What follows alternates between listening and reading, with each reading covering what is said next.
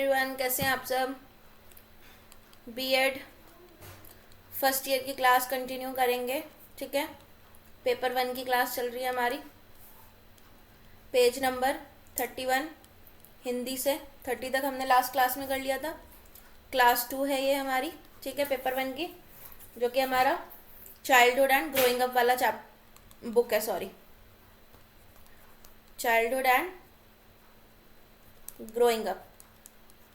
ठीक है, हिंदी में पेज 31 है, इंग्लिश में पेज नंबर 19 से। ओके, तो ग्रोथ एंड डेवलपमेंट के बारे में मैंने आपको पूरा समझा दिया था। अब हमारे जो क्वेश्चंस बनते हैं वो बनता है पहला, फैक्टर्स अफेक्टिंग फिजिकल डेवलपमेंट।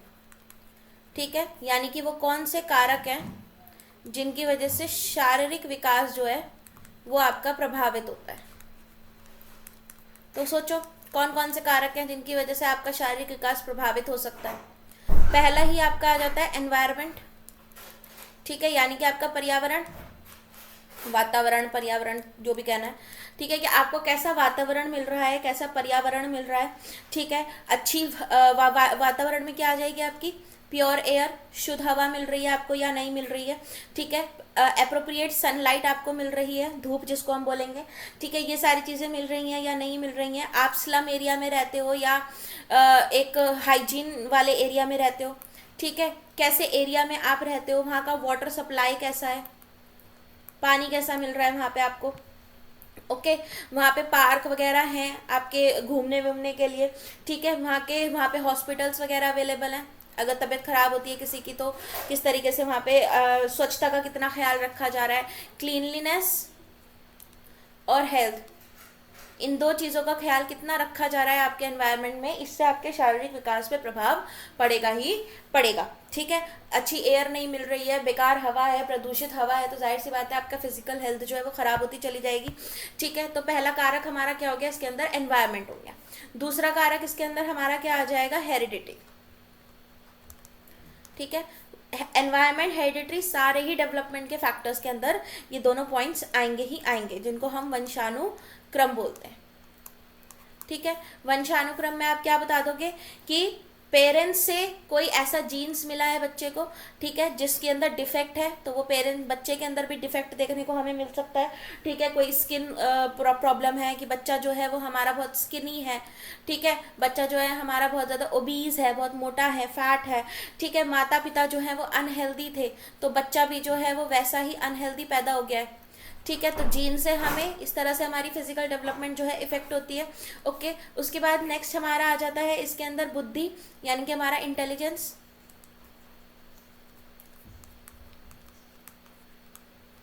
ठीक है, बुद्धि भी हमारी फिजिकल इंटेलिजेंस को इफेक्ट करती है। ठीक है, काफ़ी सारी रिसर्च में ये पता चला है कि जो बुद्धि है वो बहुत इंपॉर्टेंट फैक्टर है हमारी शारीरिक विकास को प्रभावित करने के लिए। जैसे कि हमारा चलना हो गया, उठना, बैठना, दौड़ना, कूदना, ये सब क्या है, ये सब बुद्धि से ही संबंधित है। ठीक है, आपका वॉक करना, रन करना, जंप करना, ये सब किससे रिलेटेड है, ये सब आपके इंटेलिजेंस से रिलेटेड है। ठीक है, तो अत्यधिक बुद्धिमान बालकों में ये वाली एक्टिविटीज़ जो हैं ये ज़्यादा जल्दी डेवलप हो जाती हैं। ठीक है, और कम बुद्धि वाले बच्चे जो रहते हैं उनमें ये एक्टिविटीज़ भी थोड़ी देरी से डेवलप होती हैं। ठीक है, तो ये फिजिकल डेवलपमेंट ऐसे भी प्रभावित हो रहा है। उसके बाद हमारा नेक्स्ट पॉइंट इसमें आ जाता है फूड। ठीक है, भोजन। जाहिर सी बात है, अगर आपको न्यूट्रिशियस फूड मिल रहा है, एक पोषण वाला खाना मिल रहा है, ठीक है, तो आपकी जो हेल्थ है वो अपने आप ऊपर जाएगी। ठीक है, अगर न्यूट्रिशन आपका पॉजिटिव है, अगर न्यूट्रिशन आपका नेगेटिव है तो आपकी जो हेल्थ है वो नीचे चली जाएगी। ठीक है, तो फूड भी बहुत मैटर करता है। खाना अगर अच्छा है तो आपकी हेल्थ अच्छी होगी, आप फिजिकली फिट रहोगे। अगर आपके फूड में, डाइट में आपके कार्ब्स हैं, कार्बोहाइड्रेट्स भी हैं, फैट्स भी हैं, प्रोटीन्स भी हैं, ठीक है, वाइटामिन्स भी हैं, मिनरल्स भी हैं, सारी चीज़ें। ठीक है, सारी की सारी चीज़ें हैं, एक बैलेंस डाइट आपको मिल रहा है जिसमें सारे न्यूट्रिशनल जो कंपोनेंट्स हैं वो आपको मिल रहे हैं, तो आपकी फिजिकल हेल्थ भी अच्छी रहेगी। ओके, नेक्स्ट पॉइंट इसके अंदर आप क्या बता दोगे, नेक्स्ट पॉइंट आप इसमें बता दोगे कि सेक्स का बता देना। ठीक है। जो सेक्स होता है, जैसे मेल जो होंगे हमारे, मेल और फीमेल ये दो सेक्स होते हैं, ठीक है। मेल जो होते हैं वो हमारे थोड़ा मच स्ट्रोंगर होते हैं, ओके। फीमेल जो होती हैं वो थोड़ा सा वेट उनका ज़्यादा होता है मेल के मुकाबले, ठीक है। खाना पीना जैसा रहेगा, ठीक है। लड़का लड़की हैं, फिजिकल डेवलपमेंट में ये भी मैटर करता है, उनके फिजिकल जो अंग हैं वो डेवलप करेंगे अगर उनको ऊपर की सारी चीज़ें अच्छे से मिल रही हैं, ठीक है। फिर इसमें एक पॉइंट आप बता सकते हो, फिजिकल एक्सरसाइज। फिजिकल एक्सरसाइज बता सकते हो, ठीक है। अगर बच्चा अच्छी एक्सरसाइजेस कर रहा है, ठीक है, रेगुलर एक्सरसाइज कर रहा है, वर्कआउट्स करता है, जॉगिंग करता है, ये सारी चीज़ें एक्टिविटीज़ करता है, योगा करता है, तो उसकी फिजिकल हेल्थ उतनी अच्छी रहेगी, उसका शारीरिक विकास उतना ही अच्छा होगा। और अगर वो नहीं करता है तो उसकी फिजिकल जो डेवलपमेंट है वो स्लो हो जाएगा, ठीक है। नेक्स्ट पॉइंट आप इसके अंदर बता सकते हो, फ्रेश एयर एंड सनलाइट वाला आप यहाँ पे अलग से भी डाल सकते हो, ठीक है। स्वच्छ हवा मिल रही है, धूप अच्छे से मिल रही है उसको, ये सब ये डाल सकते हो आप, ठीक है। और इसके अंदर आप डाल सकते हो फैमिली और उनका सोशियो इकोनॉमिक स्टेटस, ठीक है। ये पॉइंट भी आप इसके अंदर डाल सकते हो कि जो फैमिली है, परिवार जो है वो कैसा है, ठीक है। फैमिली अच्छे से रह रही है, रिलेशनशिप सबके आपस में एक दूसरे के अच्छे हैं, क्योंकि जब आप देखते हो कि एक बच्चा जो होता है जो घर में देखता है कि बहुत ज़्यादा फाइट्स हो रही हैं, ठीक है, वो बच्चा इमोशनली अनस्टेबल रहता है, ठीक है। इमोशनली अनस्टेबल रहेगा वो बच्चा, और जिस बच्चे के इमोशंस अनस्टेबल हो जाएंगे, ठीक है, वो थोड़ा शाय नेचर का हो जाएगा, कॉन्फिडेंट फील नहीं करेगा। कॉन्फिडेंट फील नहीं करेगा तो किसी चीज़ में पार्टिसिपेट करना पसंद नहीं करेगा, पार्टिसिपेट पसंद नहीं करेगा तो अल्टीमेटली उसकी फिजिकल जो डेवलपमेंट है वो भी कम होगी, क्योंकि कोई एक्टिविटी करना पसंद नहीं करेगा तो उसकी फिजिकल डेवलपमेंट भी ऑटोमेटिकली कम होती चली जाएगी। सोशियो इकोनॉमिक स्टेटस कि आपकी फैमिली के पास बहुत पैसा है, ठीक है, आपको उतनी अपॉर्चुनिटीज़ दी जा रही हैं कि आप अलग अलग एक्टिविटीज़ में जो है पार्टिसिपेट कर पा रहे हो, तो आपका फिजिकल डेवलपमेंट उतना ही अच्छा हो रहा है, ठीक है।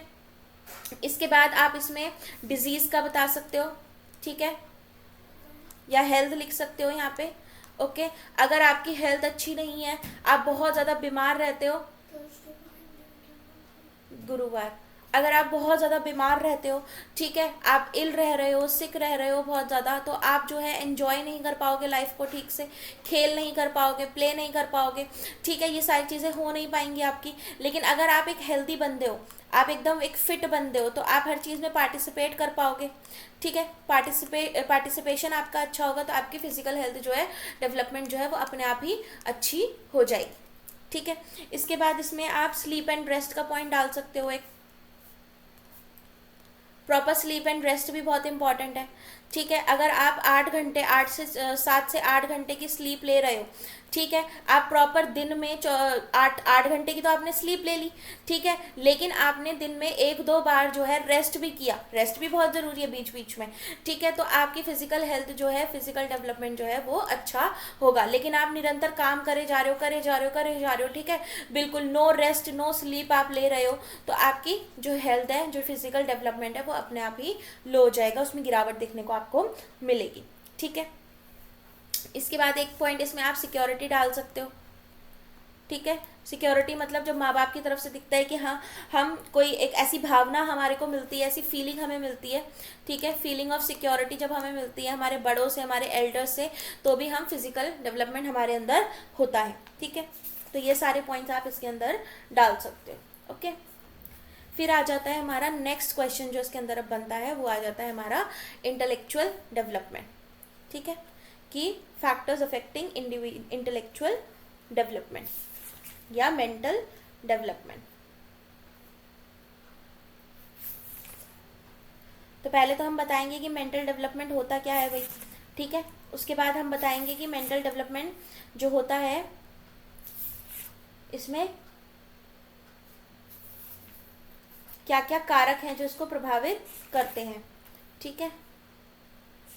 प्रभावित करने वाले कारक ये हैं, और ये क्या है, अच्छा, इन्होंने हिंदी की बुक में एडोलेसेंस का थोड़ा सा अलग से भी दे रखा है, ठीक है, तो एडोलेसेंस का अलग से भी कर लेंगे, पढ़ लेंगे, ठीक है। और इन्होंने दे रखा है कि कौन कौन से विकास हो जाते हैं इसमें, हमारे क्या क्या चीज़ें बच्चा जो है सीख जाता है, ठीक है। तो देखिए जो हमारा क्वेश्चन बन जाता है वो ये क्वेश्चन बन जाता है कि मानसिक या बौद्धिक विकास से आपका क्या अभिप्राय है, इंटेलेक्चुअल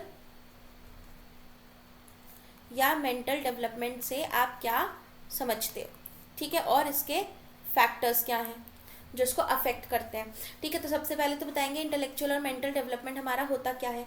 ओके, तो इंटेलेक्चुअल डेवलपमेंट जिसको हम कॉग्निटिव भी बोलते हैं, ठीक है, संज्ञानात्मक विकास जिसको हम बोलते हैं।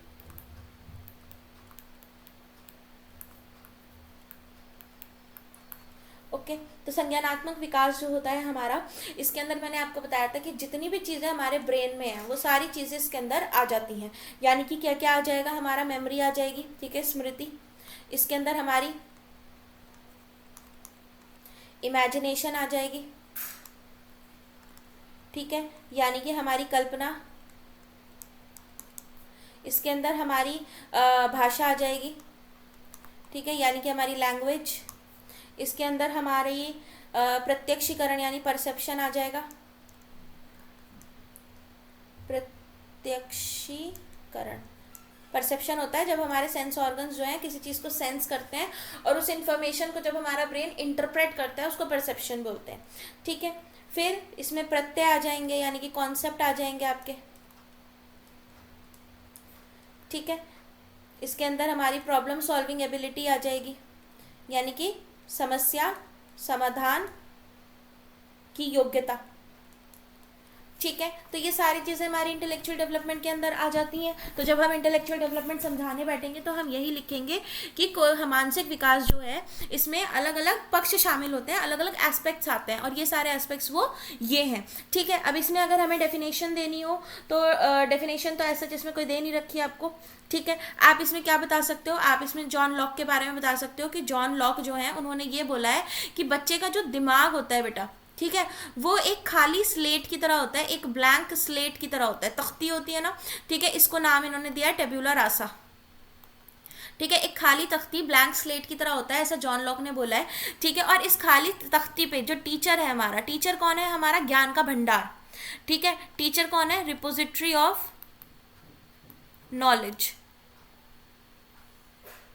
ज्ञान का भंडार।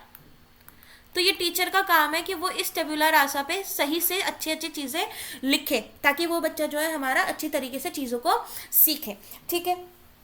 अब इसमें अलग अलग स्टेजेस पे आपके दे रखे हैं कि development of various aspects of mental और इंटेलेक्चुअल डेवलपमेंट ड्यूरिंग चाइल्डहुड। अब पहले इन्होंने चाइल्डहुड में दे रखा है, ठीक है, तो चाइल्डहुड में इन्होंने सेंसेशन और परसेप्शन का कॉन्सेप्ट बता रखा है।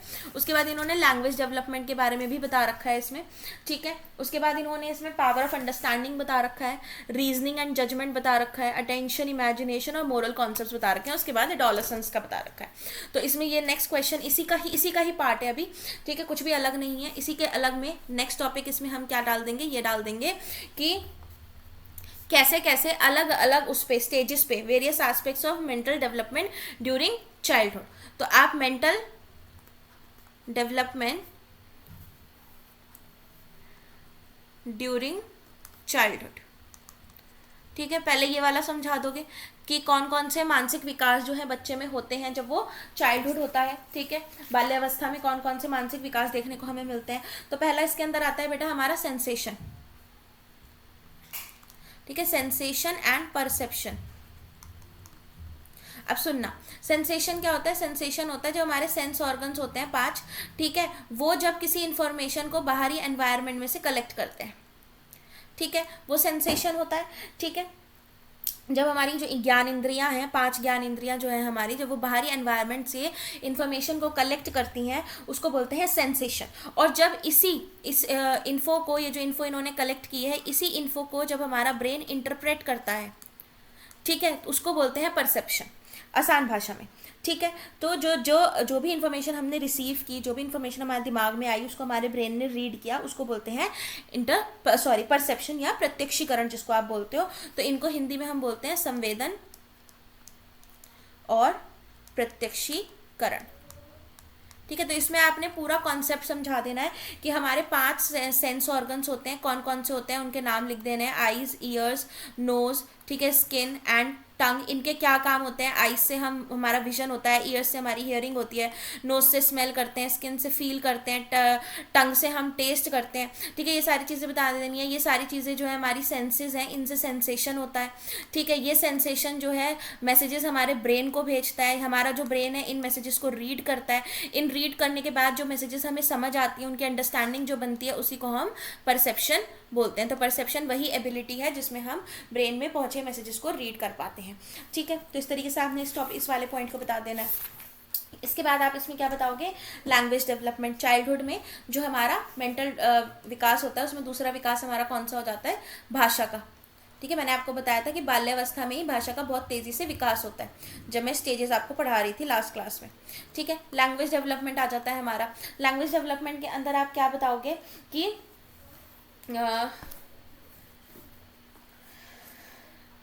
जो लैंग्वेज का डेवलपमेंट है हमारा बाल्यावस्था में, जो लैंग्वेज का डेवलपमेंट होता है, भाषा का जो विकास होता है, वो 2 सवालों पे आधारित होता है, क्यों और कैसे, ठीक है। बच्चा ये सवाल बहुत ज़्यादा पूछता है, वाई एंड हाउ, ठीक है। और इस चीज़ पे बच्चे का जो भाषा का विकास है, जो लैंग्वेज डेवलपमेंट है, वो बहुत तेज़ी से होगा, ठीक है। बच्चा क्या करेगा? बच्चा अपने एडल्ट्स को, जो उसके वयस्क हैं, जो उसके बड़े हैं, उनको इमिटेट करेगा, ठीक है। इमिटेट यानी उनका अनुकरण करके सीखेगा, ठीक है, बहुत ज़्यादा उनका अनुकरण करेगा, ओके। उसके बाद शुरुआत में लैंग्वेज डेवलपमेंट भी कैसे होता है? जब बच्चा छोटा होगा, ठीक है, तो वो क्राई करके, रो के, या फिर कूइंग करके, ठीक है, जिसको चिल्लाना कहते हैं, या फिर बैबलिंग करके, बलबलाना, ठीक है, जैसे जिसमें बड़बड़ाता है वो बा बा बा बा पा पा पा पा ऐसे करने लग जाता है। इस तरीके से शुरुआत में वो ऐसी साउंड्स प्रोड्यूस करता है, ठीक है। उसके बाद जब वो धीरे धीरे बड़ा होता है तो उस 1 वर्ड सीखता है, ठीक है, जैसे मम्मा, पापा, ताता, इस तरीके से। फिर वो 2 वर्ड की स्टेज पे आ जाता है। 2 वर्ड के अंदर मतलब कि वो 2 वर्ड के सेंटेंस बनाने शुरू कर देता है, ठीक है, 2 वर्ड के सेंटेंस बनाने शुरू कर देता है, जैसे मम्मा घूमी, पापा पानी, मैं आऊँ, इस तरीके से। और उसके बाद वो लॉन्ग सेंटेंसेस बनाने शुरू कर देता है, ठीक है, मैं भी जाऊँगा, मैं भी आऊँगा, इस तरीके के सेंटेंसेस जो है वो बनाना शुरू कर देता है। और ये सारी चीज़ें वो किससे सीखता है? वो इमिटेशन से सीखता है, यानी कि नकल से सीखता है, ठीक है। अपने बड़ों को, जो हम उसके हम कौन है? हम उसके लिए एज अ मॉडल करते हैं, ठीक है, एक मॉडल की तरह है, हमें वो ऑब्जर्व करता है, ठीक है, और उसी से हमारा अनुकरण करता है, हमारी नकल करता है, इमिटेट करता है, और उसी से उसकी लर्निंग होती है, किस चीज़ की? भाषा की, ओके। तो इस तरीके से उसका लैंग्वेज डेवलपमेंट जो है हो जाता है। कभी कभी इस लैंग्वेज में डिफेक्ट आ जाते हैं, ठीक है, कभी कभी हमें डिफेक्ट्स भी देखने को मिल जाते हैं। कैसे डिफेक्ट? जैसे कि तुतलाना, ठीक है, हकलाना, स्टैमर करना, ऐसे जो डिफेक्ट्स हैं हमें देखने को मिल जाते हैं, ठीक है। इसी उम्र में, लैंग्वेज डेवलपमेंट में, चाइल्डहुड की एज में ही जो बच्चों की वोकैबुलरी होती है बेटा, ये बहुत तेज़ी से डेवलप होती है, ठीक है, बहुत तेज़ी से जो शब्द जो है, उसके शब्द भंडार जो है वो बहुत तेज़ी से उसका बढ़ने लग जाता है, ओके। तो ये सारी चीज़ें आप इसके अंदर बता दोगे। इसके बाद नेक्स्ट आप इसके अंदर बताओगे, थर्ड जो आएगा वो आ जाएगा development of power of understanding, ठीक है। Development of power of understanding यानी कि आपका बोध शक्ति का विकास। तो जितने भी कॉन्सेप्ट्स होते हैं हमारे अलग अलग, वो सारे कॉन्सेप्ट जो है बच्चा इस उम्र में सीखने लग जाता है। जो बाल्यावस्था होती है हमारी, उस उम्र में बच्चा हमारा सीखने लग जाता है, ठीक है। तो इसमें सबसे पहला कॉन्सेप्ट आप क्या बताओगे? पहला इसमें बताओगे सेल्फ कॉन्सेप्ट, ठीक है। सेल्फ कॉन्सेप्ट यानी कि स्वयं की धारणा, स्वयं का प्रत्यय। बच्चा जो है अपने आप को समझने लगता है, ठीक है, कि उसका किन किन चीज़ों से रिलेशनशिप है, ठीक है। सेल्फ कॉन्सेप्ट क्या है? वो खुद क्या है? उसको भूख प्यास लग रही है, उसको खाना पानी चाहिए तो वो खाना पानी मांगेगा, उसको क्या चीज़ चाहिए, क्या नहीं चाहिए, क्या उसको अच्छा लग रहा है, कपड़े मांग रहा है, खिलौने मांग रहा है, ठीक है।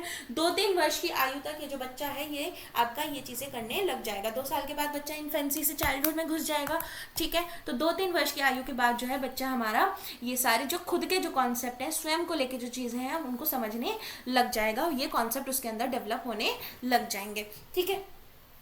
इसके बाद नेक्स्ट कॉन्सेप्ट उसके अंदर डेवलप हो जाएगा हमारा टाइम कॉन्सेप्ट, ठीक है। चाइल्डहुड के अंदर समय जो है, ठीक है, समय का जो प्रत्यय है वो डेवलप होने लग जाएगा 4 से 5 साल की, ये हमारा 2 से 3 साल में, ठीक है।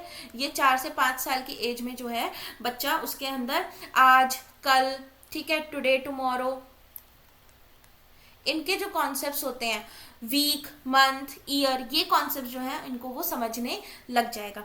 ठीक है, नेक्स्ट स्पेस कॉन्सेप्ट। ठीक है, स्पेस का कॉन्सेप्ट यानी कि स्थान, स्थान का जो प्रत्यय होता है उसको समझने लगेगा बच्चा हमारा। ठीक है, 2-3 साल के बाद, 2-3 साल का होने के बाद बच्चा जो है उसको समझ आने लगेगा मुझे कहाँ बैठना है, कहाँ नहीं बैठना, कौन सी जगह साफ है, कौन सी जगह साफ नहीं है। ठीक है, इस तरीके की चीज़ें उसमें डेवलप होने लग जाएंगी। उसके बाद इसमें वेट कॉन्सेप्ट आ जाएगा बच्चे को। ठीक है, वजन या भार की धारणा उसको क्लियर हो जाएगी कि मतलब 4 से 5 साल का जो बच्चा है आपका, ठीक है, उसमें ये चीज़ आने लग जाएगी कौन सी चीज़ भारी है, कौन सी चीज़ हल्की है, इन चीज़ों को समझने लगेगा वो। ठीक है, उसके बाद नंबर कॉन्सेप्ट। ठीक है, संख्या का जो प्रत्यय है हमारा, बच्चे को जो हमारा 2 से 3 साल का बच्चा है, अब इसको संख्याएं समझ आने लग जाएंगी। उंगलियों पे अगर हम इसको गिनवाएंगे तो ये उंगलियों पे गिनना शुरू कर देगा, सीढ़ियाँ गिनना शुरू कर देगा। ठीक है, उसके बाद साइज कॉन्सेप्ट यानी कि आपका आकार। तो आपका जो बच्चा है अब इसको साइज समझ आने लग जाएंगे, कौन सी चीज़ बड़ी है, कौन सी चीज़ छोटी है, कौन सी चीज़ के कितने टुकड़े हैं, इस तरीके की चीज़ें। ठीक है, फॉर्म कॉन्सेप्ट यानी कि स्वरूप, कौन सी चीज़ कैसी दिखती है वो इसको समझ आने लग जाएंगी। ये ट्राइंगल है, ये सर्कल है, ये स्क्वायर है, इस तरीके से इसको समझ आने लग जाएगा, उनका स्वरूप समझ आने लग जाएगा उनको, बच्चे को। ठीक है, उसके बाद इसमें एस्थेटिक आ जाएगा, एस्थेटिक का सेंस हो जाएगा उस बच्चे को, यानी कि कौन सी जगह क्लीन है, ठीक है, कौन सी जगह ब्यूटीफुल है, कौन सी चीज़ डर्टी है, इस तरह के जो सेंस है, सुंदरता का तो जो सेंस है वो उसके अंदर आने लग जाएगा। ड्राइंग में वो चित्र बनाएगा अलग अलग प्यारे प्यारे। ठीक है, सौंदर्य की अनुभूति उसको होने लग जाएगी। तो ये सारे पॉइंट आप पावर ऑफ अंडरस्टैंडिंग में डाल सकते हो। फिर इसमें फोर्थ वाला हमारा आ जाएगा, फोर्थ वाला आ जाएगा power of reasoning and judgement. Power of reasoning and judgement यानी कि तर्क शक्ति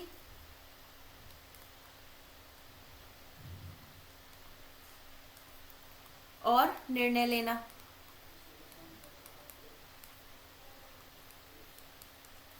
ठीक है, power of reasoning and judgement, तो बच्चों में तर्क शक्ति और निर्णय लेने की जो शक्ति का संकेत है वो मिलने लग जाता है 2 वर्ष की एज के बाद।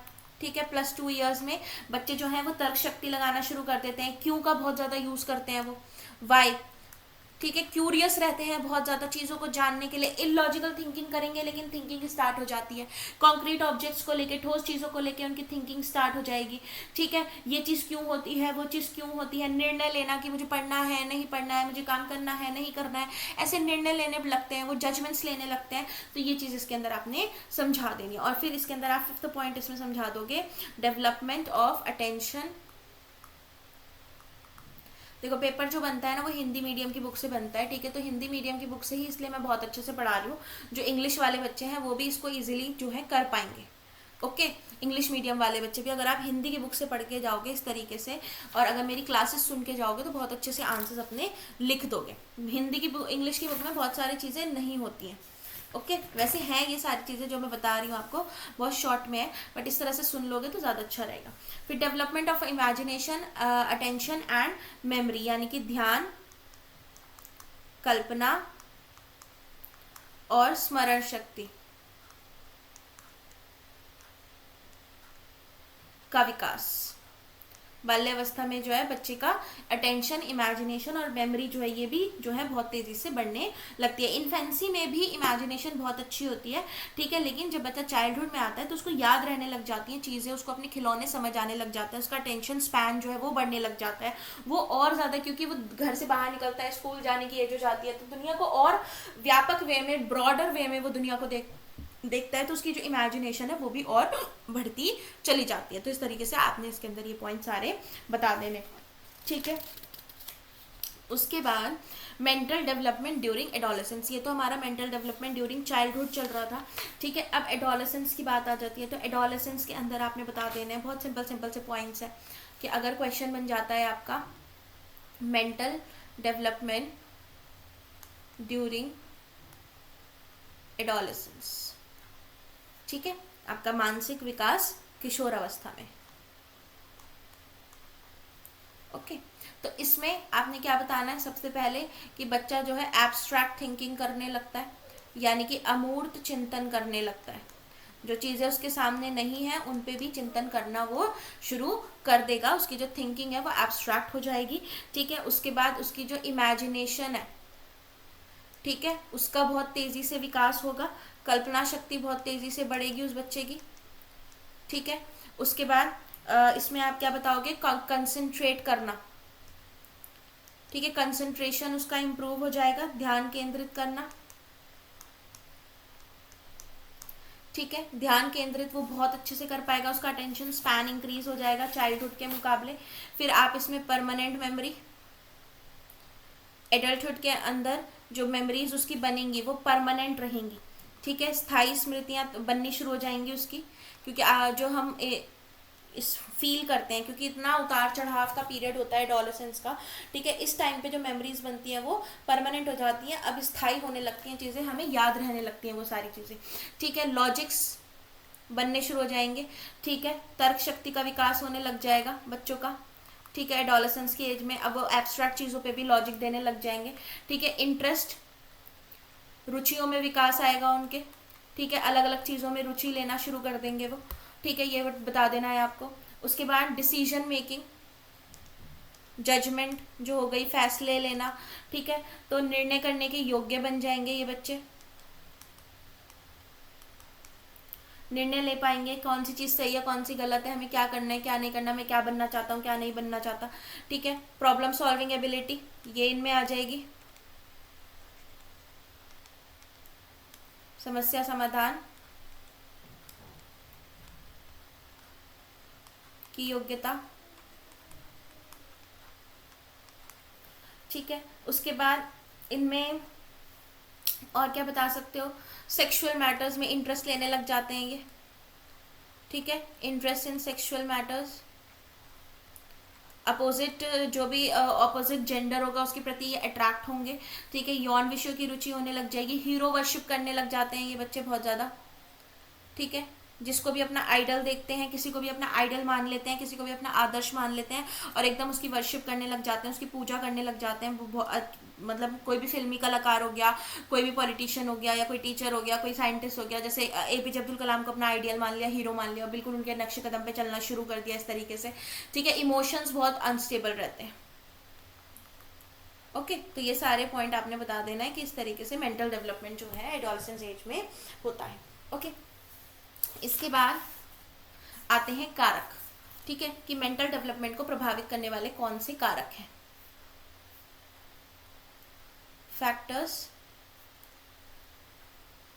Affecting mental development. ठीक है, कौन से कारक हैं जो हमारे मानसिक विकास को प्रभावित करते हैं। ओके, तो सबसे पहले इसके अंदर आप बताओगे कि जो अंडर न्यूट्रिशन होता है, अंडर न्यूट्रिशन इन्फेंसी के टाइम पे। ठीक है, शिशु काल में अपर्याप्त भोजन, शिशु काल में अपर्याप्त भोजन। ठीक है, तो अंडर न्यूट्रिशन ड्यूरिंग इन्फेंसी, इसमें आपने बता देना है कि जन्म के बाद जैसे ही बच्चा पैदा होता है पहले ही साल में अगर उसको बहुत कम खाना दिया जाता है, ठीक है, तो उसका जो प्रभाव है वो सीधे सीधे उसके ब्रेन पे पड़ता है। ठीक है बेटा, तो बच्चे के लिए मतलब उसकी प्रॉपर ब्रेन की डेवलपमेंट के लिए प्रॉपर न्यूट्रिशन का होना बहुत ज़रूरी है। ठीक है, अगर उसको अच्छा न्यूट्रिशन नहीं मिल रहा इन्फेंसी के टाइम पे तो उसके ब्रेन को क्षति पहुंच सकती है, उसका ब्रेन जो है वो प्रॉपरली डेवलप नहीं होगा। ठीक है, इस तरह से ये वाला पॉइंट समझा दोगे। उसके बाद सेकेंड पॉइंट इसके अंदर आप बता दोगे influence of parent child interaction, influence of parent child interaction, यानी कि माता पिता व बालक में अंतः क्रिया का प्रभाव। तो इसमें आप क्या बताओगे कि माँ बाप जो होते हैं जिस तरीके से अपने बच्चे के साथ किस तरीके से वो इंटरेक्ट कर रहे हैं, ठीक है, बहुत ज़्यादा उस पर गुस्सा कर रहे हैं या बहुत ज़्यादा पैम्परिंग कर रहे हैं, या अथॉरिटेरियन पेरेंट्स हैं, मतलब अथॉरिटेटिव पेरेंट्स हैं, डिसिप्लिनरी पेरेंट्स हैं, डेमोक्रेटिक पेरेंट्स हैं, किस तरीके के पेरेंट्स हैं, किस तरह का इंट्रैक्शन है, उस हिसाब से बच्चे का मेंटल डेवलपमेंट होगा। ठीक है, आप उसको मार रहे हो, हर वक्त डांट रहे हो, उसको मना कर रहे हो चीज़ों के लिए, उसका कॉन्फिडेंस तोड़ रहे हो हर जगह पे, तो उस बच्चे का मानसिक विकास जो है वो अपने आप घटता चला जाएगा। ठीक है, वो बच्चा जो है उसका दिमाग काम ही नहीं करेगा, आप उसको हर चीज़ से रोक रहे हो। लेकिन एक बच्चा है उसको आपने खुली छूट दे रखी है कि कर, हम देख लेंगे बाकी सारी चीज़ें। ठीक है, उस बच्चे का कॉन्फिडेंस भी डेवलप होगा, और जब कॉन्फिडेंस डेवलप होगा तो उसका ब्रेन उतनी ही तेज़ी से डेवलप करेगा। ठीक है, जब ब्रेन डेवलप करेगा तो वो अलग अलग चीज़ों में एक्सप्लोर करेगा। ठीक है, अलग अलग चीज़ें करने के लिए क्यूरियस होगा। तो इसीलिए माता पिता का और बच्चे का आपस में इंट्रैक्शन भी बहुत मैटर करता है बच्चे के मानसिक विकास के लिए। ओके, फिर इसके अंदर आप वही मैंने बोला था हेरिडिटरी और एनवायरनमेंट वाला पॉइंट तो सब में ही डालना है। हेरिडिटी, ठीक है, आ जाता है आपका, जो कि हो गया वंशानुक्रम। तो वंशानुक्रम का प्रभाव ये पड़ता है, आईक्यू का प्रभाव पड़ता है। ठीक है, कि कुछ माँ बाप हैं तो अगर वो बहुत ज़्यादा समझदार हैं, उनका आईक्यू बहुत अच्छा रहा था, तो उनके बच्चे का भी आईक्यू बहुत अच्छा हो सकता है, उनको वो जीन्स मिल सकते हैं। ठीक है, और उसके बाद आप इसमें एनवायरनमेंट डाल सकते हो। ठीक है, एनवायरनमेंट, वातावरण, बच्चे को किस तरीके का वातावरण आप दे रहे हो, आप उसको इतनी अपॉर्चुनिटीज़ दे रहे हो कि उसका मानसिक विकास अच्छे से हो, क्या आप उसको एक्सप्लोर करवा पा रहे हो। ठीक है, आप उसको एजुकेशन प्रोवाइड कर रहे हो, आप उसको न्यूट्रिशन दे रहे हो, आप उसको टूर्स एंड ट्रिप्स पे लेकर जाते हो, हाँ कि नहीं लेके जाते हो, आप उसको बोलने देते हो लोगों से या नहीं देते हो, कितना कंट्रोल करते हो। एनवायरनमेंट भी बहुत ज़्यादा मैटर करता है मानसिक विकास के लिए। ठीक है, उसके बाद आपका स्कूल आ जाता है। स्कूल में कैसी एक्टिविटीज़ हो रही हैं, स्कूल में सिर्फ लेक्चर लेक्चर लेक्चर तो नहीं हो रहे, को करिकुलर एक्टिविटीज़ भी हो रही हैं या नहीं हो रही हैं। ठीक है, अगर को करिकुलर एक्टिविटीज़ हो रही हैं आपकी, तो आपका जो बच्चा है उसका अच्छा मानसिक विकास होगा। लेक्चर से सिर्फ अच्छा मानसिक विकास नहीं हो सकता। ठीक है, उसके बाद इसके अंदर आप सोशियो इकोनॉमिक स्टेटस बता सकते हो। Next point, socio economic status. ठीक है, माँ बाप का जो सामाजिक आर्थिक दशा है वो कैसी है, सामाजिक आर्थिक दशा। ठीक है, माँ बाप की सामाजिक आर्थिक दशा कैसी है, परिवार जो है मतलब दशा जो है उनकी वो बहुत अच्छी है, तो उस परिवार के जो बच्चे हैं उनका जो मेंटल डेवलपमेंट है वो बेटर होगा, क्योंकि उनको सोसाइटी में उतने ही मतलब अपॉर्चुनिटीज़ दे पाएंगे उनके पेरेंट्स जो हैं, उतने ही उन बच्चों को अलग अलग फील्ड में जो है एनरोल करवा पाएंगे। लेकिन अगर उतनी अच्छी नहीं है तो उतना अच्छे से उनके पेरेंट्स अपने बच्चों को वो अपॉर्चुनिटीज़ नहीं दे पाएंगे। ठीक है, उसके बाद next, effects of conflicts and maladjustment, ये पॉइंट आप समझा सकते हो उसमें। ठीक है, यानी कि आपका द्वंद्व और कुसमायोजन,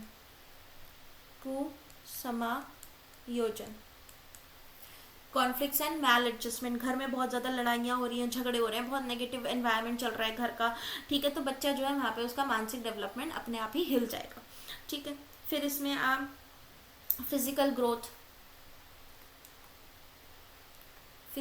डाल सकते हो। ठीक है, शारीरिक बुद्धि वृद्धि, एक बच्चा है जो फिजिकली फिट है, बहुत ज़्यादा बीमार नहीं पड़ता है, ठीक है, हेल्दी रहता है, उस बच्चे का जो मानसिक विकास है वो अच्छा होगा। एक बच्चे की जिसकी फिजिकल ही अच्छी नहीं है, फिजिकल ग्रोथ ही अच्छी नहीं है, उसका मानसिक विकास भी उतना अच्छा नहीं हो पाएगा। ठीक है, तो ये सारे पॉइंट्स आप इसमें डाल सकते हो। ओके, अब इसके बाद इसमें आ जाता है हमारा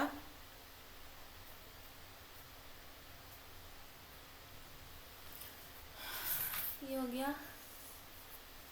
factor affecting mental development.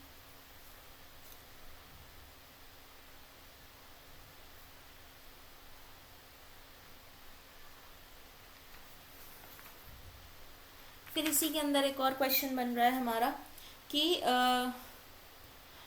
Teacher के लिए मेंटल डेवलपमेंट की नॉलेज होना क्यों ज़रूरी है। ठीक है, इसी में ही हमारा एक नेक्स्ट क्वेश्चन बन रहा है, importance of knowledge of mental development for a teacher. ठीक है, शिक्षक के लिए बौद्धिक विकास की जानकारी का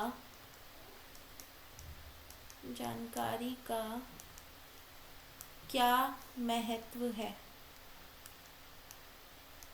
ठीक है, तो टीचर के लिए जानना, मेंटल डेवलपमेंट की नॉलेज रखना टीचर के लिए क्यों इम्पोर्टेंट है। तो जाहिर सी बात है, अगर टीचर को पता होगा कि कैसे मैं अपने बच्चे की मेंटल डेवलपमेंट बढ़ा सकती हूँ, तभी तो वो एक अच्छा टीचर बन पाएगा, एक बच्चे के लिए उसका हॉलिस्टिक डेवलपमेंट कर पाएगा, उसका समग्र विकास कर पाएगा।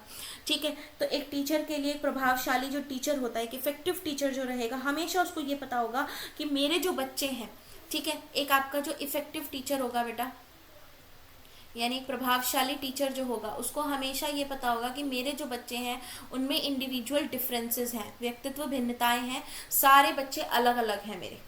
ठीक है, सारे बच्चे अलग अलग हैं, तो मुझे इन पे अपना जो मेरा करिकुलम है, जो मेरा पाठ्यक्रम है, वो इस तरीके से डिज़ाइन करना है कि मैं अपने हर बच्चे को उसमें कवर कर पाऊँ, और हर बच्चे के इंटेलिजेंस पे, हर बच्चे के अलग अलग जो डेवलपमेंट है, हमारी PCSE, ये जो 4 डेवलपमेंट है, इन चारों पे मैं काम कर पाऊँ। ठीक है, तो इसमें हमारी क्या क्या चीज़ें आ सकती हैं कि टीचर क्या प्रयास कर सकता है। एक तो use of various instincts in education, पहला use of various instincts in education।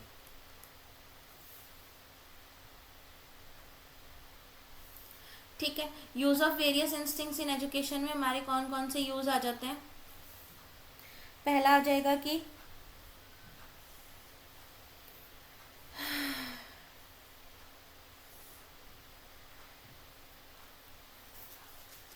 instinct of collection, instinct of collection, instinct of curiosity, instinct of creation, instinct of socialization। यानी कि आपका संग्रह करने की प्रवृत्ति,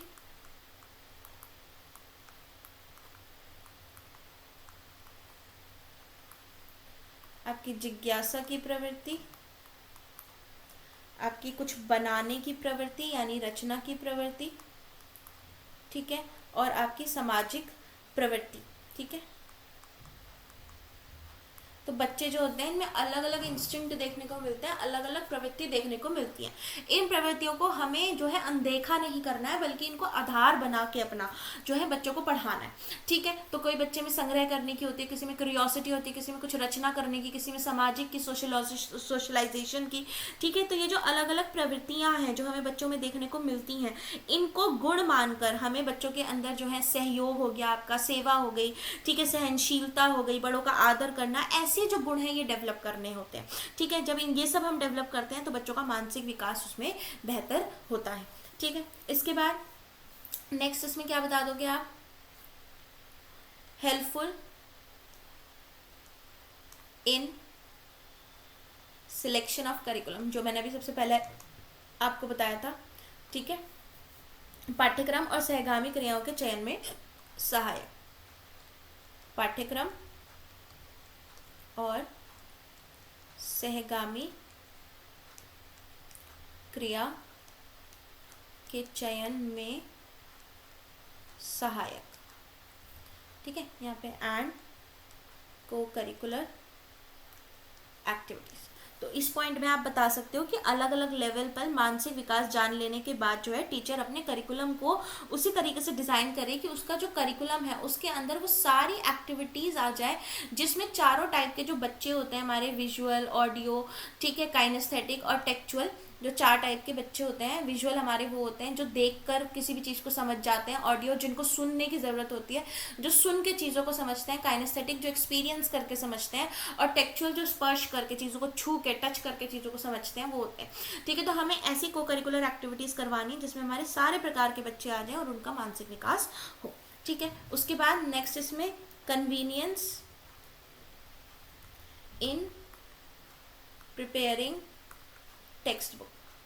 सबसे बड़ा रिसोर्स होता है हमारा टेक्स्ट बुक जो होती हैं, ठीक है। पाठ्य पुस्तक तैयार करना ही एक बहुत बड़ा चैलेंज है, तो टीचर को पता होना चाहिए कि मुझे बच्चों के मानसिक स्तर के हिसाब से, उनकी जो इंटेलिजेंस लेवल है, ठीक है, उसके हिसाब से मेरे को अपनी टेक्स्ट बुक जो है उनको प्रिपेयर करना है। मुझे अपनी टेक्स्ट बुक जो है, जो भी साल की शुरुआत में स्कूल वाले जो टीचर्स से टेक्स्ट बुक सिलेक्ट करवाते हैं कि किसकी पब्लिकेशन हम यूज़ करें, तो वहाँ पे टीचर को देखना है कि मेरे बच्चों का मानसिक स्तर क्या है, उस हिसाब से ही उसको बुक्स जो है चूज करनी है, ठीक है। उसके बाद बच्चों को जो है टीचर रियल ऑब्जेक्ट्स जो होते हैं, टीचिंग थ्रू रियलिया, ठीक है। रियलिया क्या होते हैं बेटा? रियल ऑब्जेक्ट्स होते हैं। तो रियलिया के थ्रू पढ़ाना चाहिए, जो भी वास्तविक पदार्थ हैं, वास्तविक पदार्थों द्वारा शिक्षा, ठीक है। तो बच्चों को जो टीचर है उसको रियल ऑब्जेक्ट्स का इस्तेमाल करना चाहिए। जैसे कुछ भी पढ़ा रही है तो रियल ऑब्जेक्ट्स ले जाए उस बच्चे के सामने उन चीज़ों का, और फिर पढ़ाए, तो बच्चे जो है बेहतर तरीके से उनका मानसिक विकास होगा, ठीक है। उसके बाद इनडायरेक्ट मॉरल और रिलीजियस एजुकेशन भी टीचर को देते रहना चाहिए। Indirect moral and religious education, ठीक है। अप्रत्यक्ष धार्मिक और नैतिक शिक्षा, जो हम ये शिक्षाएं देते हैं धार्मिक और नैतिक शिक्षा, इनसे भी बच्चों का मानसिक विकास होता है, ठीक है। तो ये सारे पॉइंट्स आप इसके अंदर बता दोगे। अब इसके बाद हमारा आ जाता है, जैसे कि अब इंग्लिश की बुक में अगर हम देखें पेज नंबर 27 पे बेटा, तो उसमें हमें इमोशंस के बारे में दे रखा है, लेकिन वही चीज़ हिंदी में हमें इमोशंस के बारे में कुछ भी नहीं दे रखा, ठीक है। तो इमोशंस के बारे में मैं बता देती हूँ इंग्लिश वालों में से, ओके।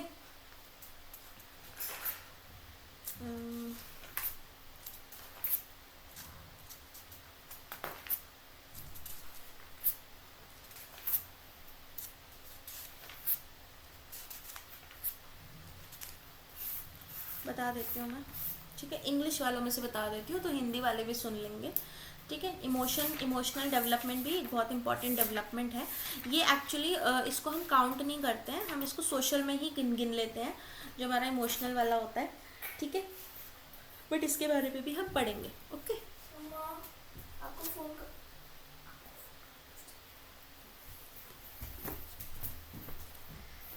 तो एक क्वेश्चन इसमें हमारा ये बन सकता है, what do you mean by emotions?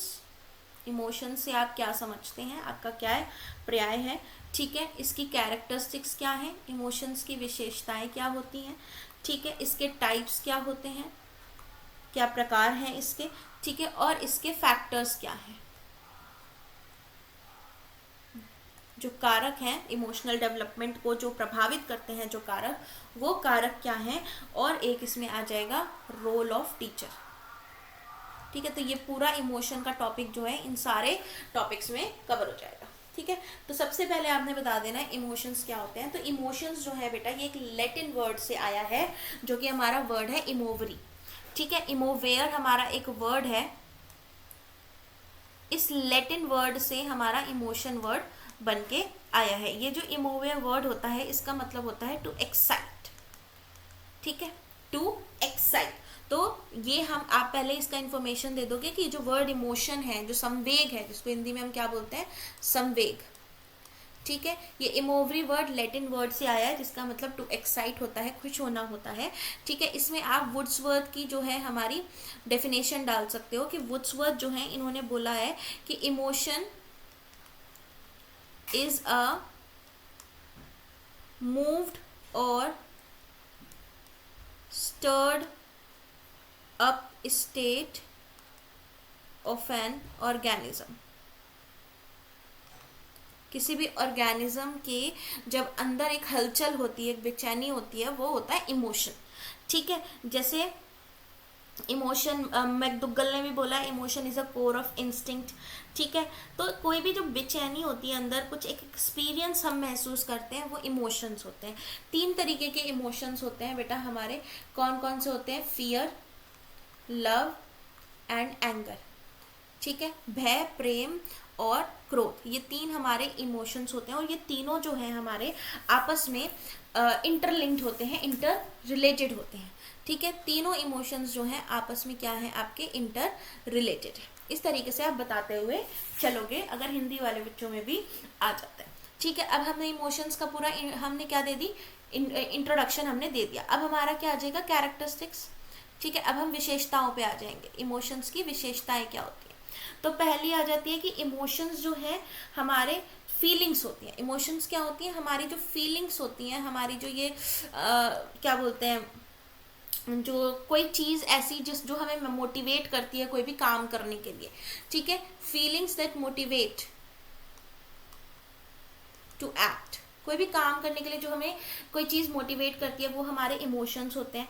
ठीक है, इमोशंस जो है वो हमारे इंस्टिंक्ट से, जो हमारे प्रत्यय होते हैं उनसे आती है, संप्रत्यय होते हैं उनसे आती है। ठीक है, swing of emotions, swing of emotion में आप क्या बता दोगे कि एक इमोशन जो है वो दूसरे इमोशन को पैदा करता है। ठीक है, जैसे कि anger against teacher for giving less marks, fear of father etcetera. एक इमोशन दूसरे इमोशन को पैदा करता है, तो इमोशंस का स्विंग झूला जो है वो चलता रहता है। ठीक है, टीचर ने अगर कम मार्क्स दिए तो टीचर पे गुस्सा आएगा, लेकिन पापा से डर लगेगा कि पापा जो है पकड़ के पीट देंगे। इस तरीके का एग्जाम्पल आप इसमें दे सकते हो। इसके बाद आप बता सकते हो कि स्टिमुलाई, इमोशन एंड स्टिमुलाई। ठीक है, तो जिस तरीके का स्टिमुलाई हमें मिलता है उस हिसाब से हमारे इमोशन क्रिएट होते हैं। जैसे कि एक बहुत खतरनाक सी आवाज़ आपको सुनाई दी तो आप डर जाओगे। ठीक है, बहुत मधुर सी आवाज़ सुनाई दे रही है तो आप रिलैक्स फील करोगे। तो स्टिमुलाई और इमोशंस आपस में डिपेंड करते हैं। फिर वाइड रेंज, ये जो इमोशंस हैं इनकी जो रेंज है ये काफ़ी वाइड है, बहुत सारे इमोशंस होते हैं हमारे। ठीक है, उसके बाद emotions and body change, emotions and body change. तो इमोशंस जो है वो फिजिकल चेंजेस हमारे अंदर लेकर आते हैं। जैसे कि जब हमें डर लगता है हमारी हार्ट बीट बहुत तेज चलने लगती है, पल्स रेट बढ़ जाता है, बीपी हमारा कम होने लग जाता है, गुस्सा आता है तो बीपी बढ़ जाता है। ठीक है, हम कांपने लगते हैं, हमारे आंसू आने लग जाते हैं। तो बॉडी चेंजेस हमें देखने को मिलते हैं इमोशंस की वजह से। सडन अराउजल देखने को मिलता है हमें, sudden arousal of emotions. Emotions जब होते हैं अचानक से होते हैं तो एंगर, फियर, हैप्पीनेस ये सब देखने को मिलता है। ठीक है, emotions and intelligence, imagination and thinking. Emotion जो है इनका नेगेटिव कोरिलेशन रहता है इंटेलिजेंस, इमेजिनेशन और थिंकिंग के साथ। ठीक है, external and internal causes, emotion जो है वो इंटरनल एक्सटर्नल कॉज से होते हैं, जैसे कि लाइटनिंग से डर लगना या अंदर अपने अंदर कोई भय बिठा रखा है आपने, ये सारी कैरेक्टरिस्टिक्स हैं। ठीक है, अब इसके बाद हमारा आ जाएगा टाइप्स। ठीक है, टाइप्स ऑफ इमोशन। पहले पॉजिटिव इमोशंस होते हैं हमारे। ठीक है, वो इमोशन जो कि इंडिविजुअल या सोसाइटी के लिए पॉजिटिव होते हैं, अच्छे होते हैं। ठीक है, जैसे कि गुड इमोशंस या बैड इमोशंस। ठीक है, तो ये पॉजिटिव इमोशंस हो गए। उसके बाद नेगेटिव इमोशंस आ जाते हैं। नेगेटिव इमोशंस वो होते हैं जो सोसाइटी के लिए अच्छे नहीं होते, इंडिविजुअल के लिए अच्छे नहीं होते।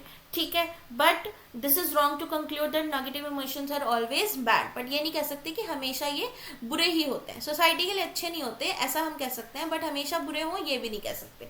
ठीक है, तो इसके अंदर उसके बाद हमारे आते हैं प्राइमरी इमोशंस।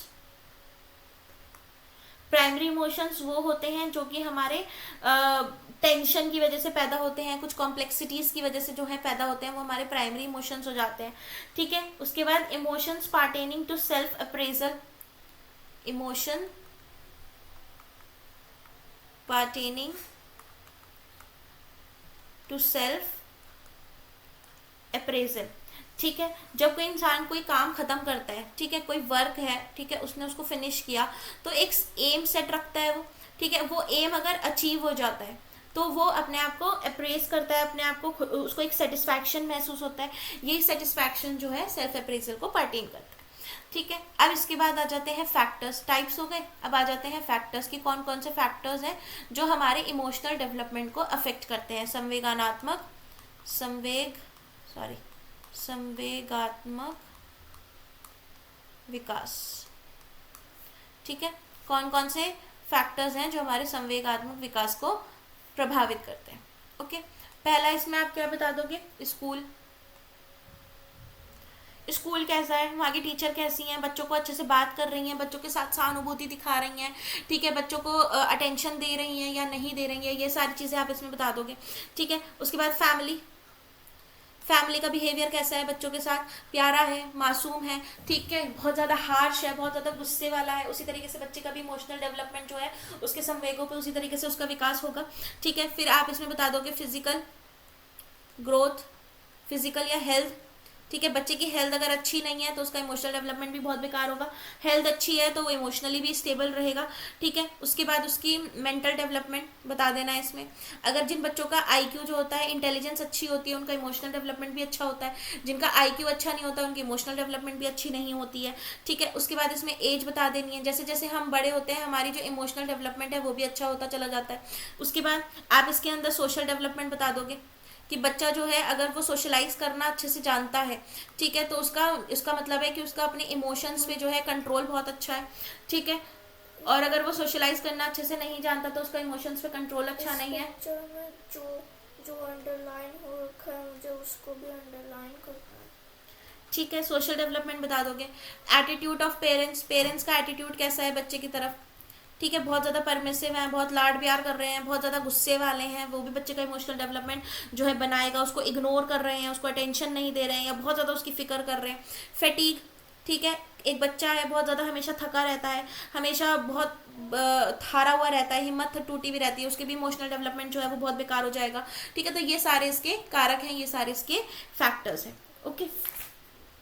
तो ये हो गए। उसके बाद आ जाता है रोल ऑफ टीचर, तो ये पूरा इमोशन का क्वेश्चन हमारा 16 नंबर का आराम से बन गया, ठीक है। रोल ऑफ टीचर आ जाता है, ठीक है। रोल ऑफ टीचर में आप क्या बताओगे कि टीचर ने क्या करना है, टीचर ने जो है पीटीएम्स वगैरह जो होती हैं वो हेल्ड करवाएं, ठीक है। टीचर पेरेंट्स कोऑपरेशन रखे, पेरेंट्स के साथ जो है कांटेक्ट में रहे, उनको कोऑपरेट करे, उनको बताती रहे, ठीक है, बच्चों के बारे में, बच्चे घर पे कैसे हैं, उनकी काउंसलिंग करे, ये सारी चीज़ें उसको जान के रखनी है, ठीक है। उसके बाद बच्चों को ऐसी अपॉर्चुनिटीज़ दे, ठीक है, ऐसे अवसर प्रदान करे जिससे जो है बच्चे अपने इमोशंस को एक्सप्रेस कर सकें, ऐसी एक्टिविटीज़ करवाए जिसमें बच्चे अपने इमोशंस को एक्सप्रेस करें, उनके इमोशंस को सप्रेस नहीं करना, दबाना नहीं है, ठीक है। टीचर को जो है क्या करना है, अफेक्शन शो करना है बच्चों के प्रति, संवेदनशील रहना है, सेंसिटिव रहना है बच्चों के प्रति, ठीक है, उनको मोहब्बत प्यार के साथ जो है पढ़ाना है। उसके बाद इमोशंस को लर्निंग प्रोसेस में यूज़ करना है, इमोशंस एंड लर्निंग प्रोसेस, जो हमारा लर्निंग प्रोसेस चलता है, अगर टीचर हार्श रहेगा, उसका बिहेवियर बहुत गंदा रहेगा, बच्चों के प्रति बहुत रूड रहेगा, तो बच्चों की लर्निंग उतनी अच्छे तरीके से नहीं हो पाएगी। तो ये टीचर का रोल हो गया। तो ये पूरा हमारा क्वेश्चन जो है फ्रेम हो गया इस तरीके से, ठीक है। अब इसके बाद आ जाता है हमारा सोशल डेवलपमेंट। हमने फिजिकल डेवलपमेंट किया, फिर हमारा इंटेलेक्चुअल डेवलपमेंट जो कि कॉग्निटिव डेवलपमेंट कहलाता है वो हुआ, फिर अब ये इमोशनल डेवलपमेंट हो गया, अब आता है सोशल डेवलपमेंट जो हमारा चौथा डेवलपमेंट होता है, ठीक है। ये नेक्स्ट क्वेश्चन हो जाएगा हमारा सोशल डेवलपमेंट पे। सोशल डेवलपमेंट क्या होता है, कैरेक्टरिस्टिक्स क्या होती हैं इसकी, किस एज में कैसा होता है ये, ठीक है, क्या फैक्टर्स हैं इसको अफेक्ट करने वाले, ये पढ़ेंगे, ओके।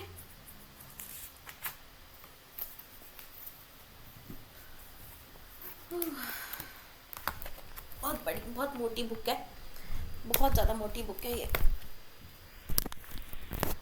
टाइम लगेगा इसको ख़त्म होने में।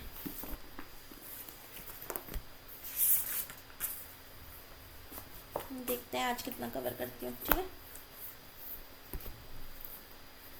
तब आ जाता है हमारा सामाजिक विकास क्या है, प्रतिमानों व बालकों के विभिन्न अवस्थाओं में होने वाले सामाजिक विकास का वर्णन करिए, ठीक है। अलग अलग स्टेजेस में किस तरीके से बच्चों का सामाजिक विकास जो है होता है, ठीक है। तो अब इसको 16 नंबर का क्वेश्चन बना के चलेंगे हम।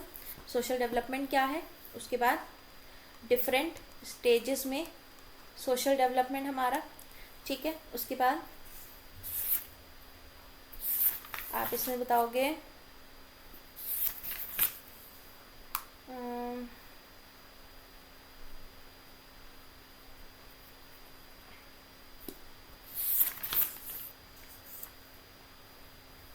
फैक्टर्स, क्या कारक हैं प्रभावित करने वाले, ठीक है, सोशल डेवलपमेंट को, और उसके बाद रोल ऑफ स्कूल। ये पूरा एक क्वेश्चन बन गया आपका, ठीक है। 16 नंबर में आना है, आपने ये पूरा समझा देना है। ठीक है, रोल ऑफ स्कूल या रोल ऑफ टीचर। ओके, तो सोशल डेवलपमेंट से स्टार्ट करेंगे। तो सबसे पहले हम बताएंगे कि सोशल डेवलपमेंट हमारा होता क्या है। तो सामाजिक विकास जो होता है बेटा हमारा, सामाजिक विकास, ठीक है। तो सामाजिक विकास क्या है, जब हम सोसाइटी के, ठीक है, सोसाइटी के नॉर्म्स के हिसाब से, उसके रूल्स के हिसाब से जब हम इन्हें एक्सेप्ट कर लेते हैं, ठीक है, सोसाइटी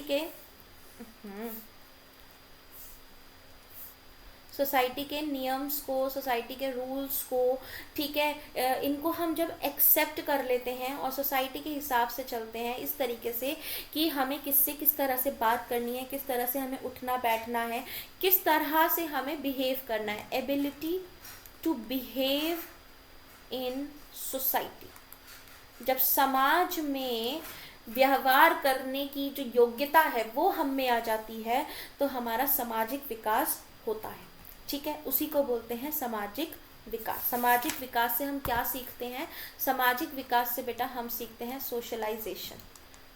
सोशलाइजेशन यानी कि समाजीकरण करना। समाजीकरण वही है जब हम समाज के नियमों के हिसाब से अपने आप को ढाल लेते हैं, ठीक है, और हम समाज में किस तरह से हमें व्यवहार करना है, किससे कैसे बात करनी है, कैसे उठना है बैठना है, किसको कैसे समझना है, कैसे डील करना है सिचुएशन के साथ, ये सारी चीज़ें जब हम समझने लग जाते हैं वो होता है हमारा सामाजिक विकास, ठीक है। अब नेक्स्ट आ जाता है डिफरेंट स्टेजेस, अलग अलग से, ये सोशल डेवलपमेंट का इंट्रोडक्शन आपने दे दिया। अब आप डिफरेंट स्टेजेस बता दोगे कि अलग अलग जो स्टेजेस हैं हमारी, उनमें हमारा सामाजिक विकास किस तरीके से होता चला जाता है, ठीक है। जैसे कि सबसे पहले आ जाती है आपकी इन्फेंसी। तो एक बच्चा जब 0 से 2 वर्ष का रहता है, एक शैशवावस्था जो होती है हमारी, शैशवावस्था, ठीक है, शैश अवस्था में बच्चा जब 0 से 2 साल तक का रहता है तो किस तरीके से समाजीकरण करता है। तो इसमें आप क्या बताओगे कि बच्चे का जो फर्स्ट सोशलाइजेशन होता है बेटा वो किससे होता है, पहला समाजीकरण जो होता है उसका होता है उसकी माँ से, ठीक है। बच्चा माँ की गोद से ही, माँ की गोद में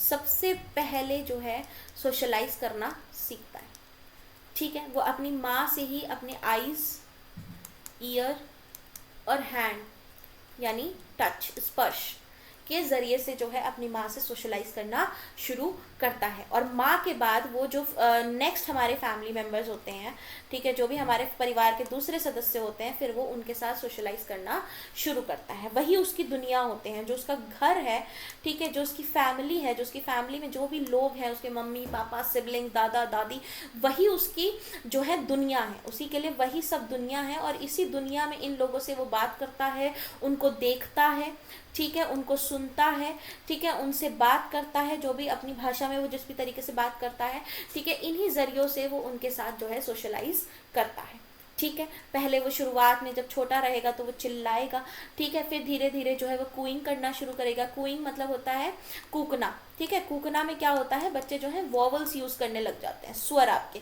आ ई ऊ ओ ऐसे करने लग जाते हैं, ठीक है। फिर वो बैबलिंग करने शुरू कर देते हैं, बैबलिंग हो जाती है हमारी बलबलाना, ठीक है। बलबलाना के अंदर क्या होता है, बच्चा जो है कॉन्सोनेंट यूज करने शुरू कर देता है, व्यंजन शुरू कर देता है, जैसे मा मा पा पा दा दा दा दा ना ना ना, ऐसे रिपीटिशन करता है बहुत ज़्यादा, ठीक है। उसके बाद बच्चा बैबलिंग के बाद जो है फिर 1 वर्ड 2 वर्ड, वो फिर चाइल्डहुड स्टेज में चली जाती है उसकी, तो बैबलिंग तक चला जाता है इसी इन्फेंसी की उम्र में, शैशवावस्था के अंदर, ठीक है। उसके बाद नेक्स्ट स्टेज जो आ जाती है वो हमारी चाइल्डहुड आ जाती है, ठीक है। ये वर्ड क्या है, ये क्या है, कम्बल कम्बल,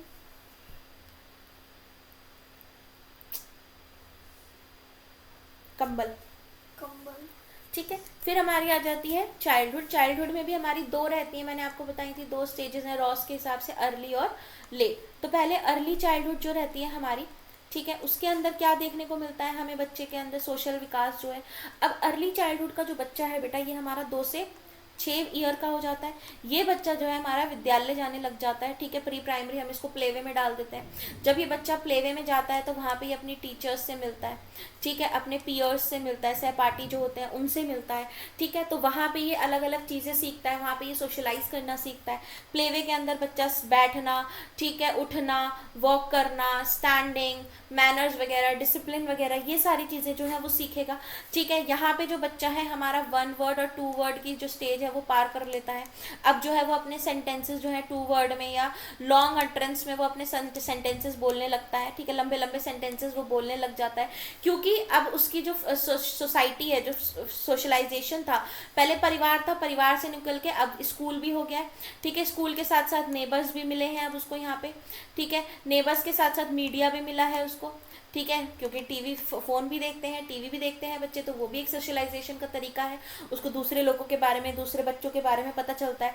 ठीक है, मीडिया के साथ साथ रिलीजन भी मिलता है उस बच्चे को, तो धर्म की चीज़ें भी जानना, ये भी सोशलाइजेशन होता है। ठीक है, तो इतनी सारी चीज़ें उसको मिलती हैं, तो बच्चे का जो सोशलाइजेशन है बेटा वो बहुत तेज़ी से होता है यहाँ पे अर्ली चाइल्डहुड के अंदर। ठीक है, अब जो बच्चा और इसी के अंदर हमारा जो लैंग्वेज है वो भी बहुत तेज़ी से सीखता है बच्चा। ठीक है, भाषा का विकास बहुत तेज़ी से होता है, तो भाषा का विकास बहुत तेज़ी से होगा तो उतना ही वो बातें करेगा। जितनी वो भाषा सीखता जाएगा उतनी ही ज़्यादा वो बातें करना शुरू कर देगा, और जितनी ज़्यादा वो बातें करेगा उतना ज़्यादा वो सोशलाइजेशन उसका मैक्सिमम होता चला जाएगा। ठीक है, तो अर्ली चाइल्डहुड में ऐसे समझा दिया। नेक्स्ट कौन सी आ जाएगी हमारी? Letter childhood. ठीक है, लेट चाइल्डहुड, उत्तर बाल्यावस्था। लेट चाइल्डहुड कितनी बताई थी मैंने आपको? 7 से 12 ईयर्स की बताई थी। सेम एज रखना, ठीक है, एजेस को चेंज मत करते रहना। अब 7 से 12 साल की उम्र जो होती है, मैंने आपको बताया था कि ये हमारी गैंग एज होती है। ठीक है, बच्चा जो है इसके अंदर बहुत ज़्यादा फ्रेंड्स बनाता है। जब फ्रेंड्स बनाता है, एलिमेंट्री स्कूल में चला जाता है एक तो बच्चा। ठीक है, 7 से 12 साल का बच्चा जो होता है आपका क्लास 1 पार कर चुका होता है। ठीक है, क्लास 1 से ऊपर चला जाता है, तो बहुत ज़्यादा वो दोस्त बनाता है, उन दोस्तों के प्रति वो बहुत ज़्यादा लॉयल रहता है। ठीक है, लॉयल रहता है तो उतना ही ज़्यादा उसका सोशलाइजेशन भी अच्छा रहता है।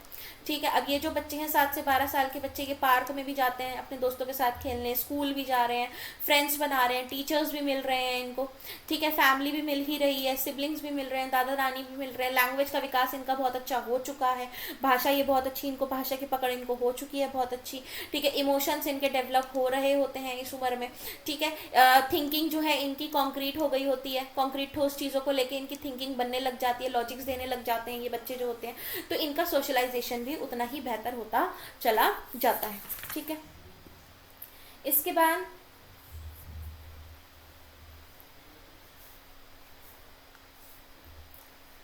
बाद देखो,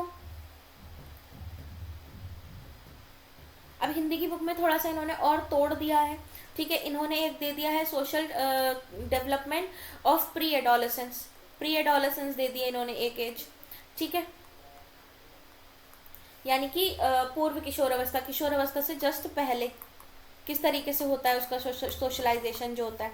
ठीक है, तो पूर्व किशोर अवस्था के अंदर बच्चा जो है उसके अंदर एक सेंस ऑफ रिस्पॉन्सिबिलिटी आने लग जाती है। ठीक है, एक तो सोसाइटी को लेके वो कॉन्शियस होने लग जाता है। ठीक है, सोसाइटी को लेके बहुत ज़्यादा कॉन्शियस होने लग जाएगा, लड़के लड़कियां समाज में अपना स्थान ढूंढने लग जाते हैं। ठीक है, मैं कौन हूँ, अपनी आइडेंटिटी ढूंढने लग जाएंगे वो, हूँ एम आई। ठीक है, उसके बाद उनके अंदर सोशल वर्क जो होते हैं, समाज सेवा, ठीक है, ये करने की जो चाहत है वो बहुत ज़्यादा पैदा होने लग जाती है। सोशल मेच्योरिटी आ जाती है इनके अंदर, सोसाइटी को लेके ये मेच्योर हो जाते हैं। ओके, ये सारी चीज़ें आ जाती हैं। रिलीजन के अंदर इनका इंटरेस्ट बढ़ने लग जाता है ये जो बच्चे होते हैं। और फिर जो इनका जो लिंग है, जो सेक्स है, ठीक है, सेक्स कॉन्शियस हो जाते हैं ये। ओके, दूसरे सेक्स के प्रति ये अट्रैक्टिव फील करते हैं। ओके, तो ये सारी चीज़ें जो है प्री एडोलेसेंस में, इनकी वजह से जो बच्चा है उनका सोशलाइजेशन जो है, उनका स्तर जो है वो बढ़ जाता है। ठीक है, एरिया जो है वो और ब्रॉड हो जाता है इन बच्चों का। ठीक है, इसके बाद ड्यूरिंग एडोलेसेंस। अब एडोलेसेंस में किस तरीके का सोशलाइजेशन होता है बच्चों में?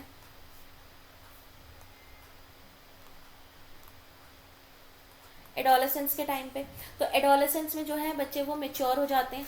ठीक है, इनमें इनका जो ब्रेन है वो 12+ हो जाता है। ठीक है, तो ब्रेन जो है पूरी तरीके से मेच्योर हो जाता है। अब ये जो बच्चे हैं ये एब्स्ट्रैक्ट चीज़ों पे, यानी कि जो हमारी अमूर्त चिंतन होता है, ठीक है, अमूर्त चिंतन करने लग जाते हैं ये बच्चे। ठीक है, अपने हाइपोथेसिस देने लग जाते हैं ये बच्चे, तो और ज़्यादा ये सोशलाइज करने लग जाते हैं। ठीक है, इनका ग्रुप सर्कल बड़ा हो जाता है, ये बच्चे जो है कॉलेज में जाने के लिए तैयार हो जाते हैं, बड़ी क्लासेस में चले जाते हैं और ज़्यादा लोगों को जानने लग जाते हैं, सेक्स कॉन्शियस हो जाते हैं ये बच्चे जो होते हैं।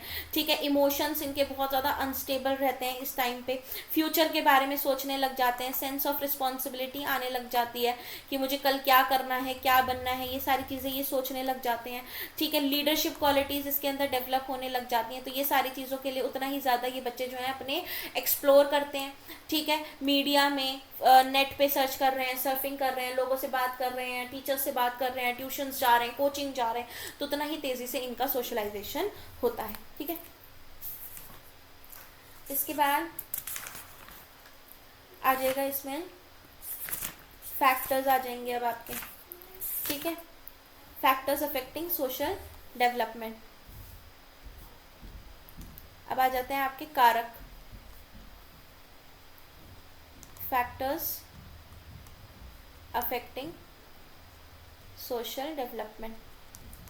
ठीक है, कारक क्या है जो हमारे सामाजिक विकास को प्रभावित करते हैं। ठीक है, तो सबसे पहला कारक है आपका फैमिली। फैमिली ही सबसे पहला कारक होता है। जैसे ही बच्चा जो है, हमारा जो सामाजिक विकास है बेटा, वो कब शुरू हो जाता है? After birth. जैसे ही बच्चा पैदा होता है उसका जो सामाजिक विकास है वो शुरू हो जाता है। ठीक है, उसका सोशलाइजेशन का जो प्रोसेस है वो आपका शुरू हो जाएगा। सबसे पहले अपनी माँ की गोद से होगा। ठीक है, फिर परिवार के जो बाकी लोग हैं उनके साथ रिलेशनशिप बना के, उनको देख कर, उनको सुनकर, ठीक है, इस तरीके से उसका जो है सोशलाइजेशन स्टार्ट हो जाएगा। अब परिवार में भी कैसी कैसी फैमिली है? ठीक है, ये भी न्यूक्लियर फैमिली है कि जॉइंट फैमिली है। जॉइंट फैमिली होगी तो ज़्यादा लोग मिलेंगे उसको, न्यूक्लियर फैमिली है तो गिने चुने लोग मिलेंगे। ठीक है, फैमिली अमीर है या गरीब है ये भी डिपेंड करता है। ठीक है, बहुत ज़्यादा अमीर है तो लोग उसको उतने ज़्यादा अपॉर्चुनिटीज़ देंगे सोशलाइजेशन करने की, गरीब है तो उतनी चीज़ें उसको नहीं मिल पाएंगी। उसके बाद परिवार का जो सामाजिक परंपराएं हैं जिसको हम कल्चर्स बोलते हैं। ठीक है, कल्चर्स और ट्रेडिशंस कैसे हैं उस फैमिली के, उससे भी उसका सोशलाइजेशन जो है बच्चे का होगा। ठीक है, तो ये सारी चीज़ें इसमें पॉइंट में बता देनी है। पहला फैमिली हो गया, दूसरा स्कूल हो गया। ठीक है, बच्चा जो है इस परिवार से निकल के जो है बच्चा स्कूल जाता है। ठीक है, जब होश संभालने लग जाता है तो वो स्कूल जाता है। स्कूल में उसको कैसा एनवायरनमेंट मिल रहा है, डेमोक्रेटिक एनवायरनमेंट मिल रहा है या नहीं मिल रहा है। डेमोक्रेटिक यानी लोकतांत्रिक। टीचर जो है वो हर बच्चे को प्रॉपर मतलब हर बच्चे को इक्वल अपॉर्चुनिटीज़ दे रही है या नहीं दे रही है, इस तरीके के। तो जिस तरह डेमोक्रेटिक एनवायरनमेंट मिलता है तो बच्चे का सोशलाइजेशन भी अच्छा होता है, बेहतर तरीके से होता है। ठीक है, उसके बाद उसका इमोशनल डेवलपमेंट, ये भी एक कारक है। संवेगात्मक विकास जो है, अगर बच्चों का इमोशंस पे कंट्रोल है, ठीक है, अगर वो इमोशंस पे बहुत अच्छा उनका कंट्रोल है तो वो बहुत अच्छे से लोगों के साथ सोशलाइज कर पाएंगे। ठीक है, एक बच्चा है, इसको बहुत ज़्यादा जो है गुस्सा आता है, एंगर इश्यूज हैं, ये क्या सोशलाइज कर पाएगा? कोई इससे बात करने जाएगा ये उससे लड़ने लग जाएगा, फाइटिंग करना शुरू कर देगा। ठीक है, तो इसका सोशलाइजेशन अच्छा नहीं माना जाएगा। लेकिन एक बच्चा है, उसको कोई इशू नहीं है, उसने अपने इमोशंस पे पूरा कंट्रोल पा रखा है तो वो अच्छे से सोशलाइज कर पाएगा। ठीक है, तो इमोशनल डेवलपमेंट भी एक अच्छा कारक है जो हमारे सामाजिक विकास को प्रभावित करता है। उसके बाद हमारा इसके अंदर फिजिकल हेल्थ आ जाती है। ठीक है, एक बच्चा है जो हमेशा बीमार रहता है, हमेशा सिक रहता है, इल रहता है, वो बच्चा क्या सोशलाइज कर पाएगा? नहीं कर पाएगा। लेकिन एक हेल्दी बच्चा जो है वही तो बाहर निकलेगा, लोगों से मिलेगा, बात करेगा, तभी तो उसका सोशलाइजेशन जो है वो भी अच्छा होगा। ठीक है, उसके बाद कम्युनिटी इन्फ्लुएंस, जो हमारी कम्युनिटी होती है, समुदाय होता है, इसका भी बहुत बड़ा प्रभाव होता है। ठीक है, कम्युनिटी जो है उन्होंने अलग अलग चीज़ें बना रखी हैं हमारी एरिया में, हमारी सोसाइटी में, जैसे कि खेलने के मैदान बना रखे हैं हमारे। ठीक है, म्यूजियम्स बना रखे हैं, लाइब्रेरी बना रखी हैं। अगर कम्युनिटी ये सब चीज़ें नहीं बनाएगी, पार्क हो गए, म्यूजियम हो गए, लाइब्रेरी हो गई, ये सारी चीज़ें अगर कम्युनिटी नहीं बनाएगी तो बच्चा इन सबको यूज़ नहीं करेगा, उसका सोशलाइजेशन नहीं हो पाएगा। तो कम्युनिटी का भी इन्फ्लुएंस पड़ता है। ठीक है, उसके बाद influence of playmates, influence of playmates, जो खेल के साथी होते हैं, जो मित्र होते हैं, उनका भी बहुत बड़ा प्रभाव पड़ता है। कैसे साथी हैं? ठीक है, अच्छे साथी हैं तो अच्छा सोशलाइजेशन सीखेगा बच्चा, बुरे साथी हैं तो बुरी चीज़ें सीखेगा। ठीक है, उसी तरीके से लोगों से बात भी करेगा, फिर पेरेंट्स से भी घर पे आके उसी तरीके से बदतमीजी से बात करेगा। फिर आता है इंटेलेक्चुअल डेवलपमेंट यानी कॉग्निटिव डेवलपमेंट जो होता है। एक बच्चा जिसका IQ अच्छा है, ठीक है, वो अच्छे से सोशलाइज करेगा। एक बच्चा जिसका IQ लेवल कम है वो सोशलाइजेशन में भी अच्छा नहीं होगा। उसके बाद means of entertainment and information, जो हम बच्चों को टीवी देते हैं, बच्चों को जो इंटरनेट दे रहे हैं सर्फिंग करने के लिए, यूट्यूब चलाने के लिए, इनसे भी बच्चों का सोशलाइजेशन होता है। बच्चा अगर अच्छी चीज़ें देख रहा है तो अच्छा सोशलाइजेशन होगा, वो अच्छी चीज़ें नॉलेज हासिल कर पाएगा। एंटरटेनमेंट और इन्फॉर्मेशन जो है, इंटरनेट जो है, ये सब क्या है, ये विंडो टू वर्ल्ड है। ठीक है, इंटरनेट को हम क्या मानते हैं, इंटरनेट हमारा होता है विंडो टू वर्ल्ड। ठीक है, दुनिया को देखने की एक खिड़की, अपने घर बैठे आप दुनिया को देख सकते हो। ठीक है, तो अगर अच्छी चीज़ें देख रहा है बच्चा तो अच्छी तरह से सोशलाइजेशन उसका होगा। ओके, और इसमें आप क्या बता सकते हो, माँ बाप का सोशियो इकोनॉमिक स्टेटस, वही कि माँ बाप के पास अगर आर्थिक स्थिति उनकी अच्छी है तो बच्चे को उतनी अपॉर्चुनिटी मिलेंगी, उतने लोगों से वो अलग अलग जगह पे ट्रिप्स करवा पाएंगे, घुमा पाएंगे उसको, तो इस तरीके से उसका सोशलाइजेशन अच्छा होगा। बाकी साइज ऑफ फैमिली, वही मैंने पहला ही पॉइंट बता दिया आपको, न्यूक्लियर या जॉइंट फैमिली। ठीक है, फिर हेरिडिटरी, मैंने बोला था कि सब में हेरिडिटरी डालना ही है आपको, वंशानुक्रम जिसको हो गया, तो वंशानुक्रम जो है वो भी सामाजिक विकास को प्रभावित करता है। ठीक है, जो भी हमारे साइकोलॉजिस्ट हैं उनका ये मानना है कि वंशानुक्रम जो है वो बच्चे के सामाजिक विकास पे एक निर्धारित सीमा तक प्रभाव जो है डालता है। ठीक है, उसके बाद क्या बोलते हैं, चाइल्ड पेरेंट रिलेशनशिप, बच्चे का और माँ बाप के बीच का रिलेशनशिप कैसा है, अपना अच्छा संबंध है इनके बीच में, उससे भी बच्चे का जो समाजीकरण है वो बेहतर होगा। ठीक है, ये सारे पॉइंट्स आप इसमें डाल सकते हो। तो ये हमारा सोशल डेवलपमेंट हो गया। ठीक है, इसके बाद नेक्स्ट डेवलपमेंट जो आ जाता है हमारा, आता है मॉरल डेवलपमेंट, नैतिकता का विकास। ठीक है, इंग्लिश में नहीं है ये, बट मैं बता देती हूँ आपको, नैतिकता का विकास भी मैं पढ़ा देती हूँ। ठीक है, हिंदी में है तो मैं पढ़ाऊँगी, हिंदी का सब कुछ पढ़ना है।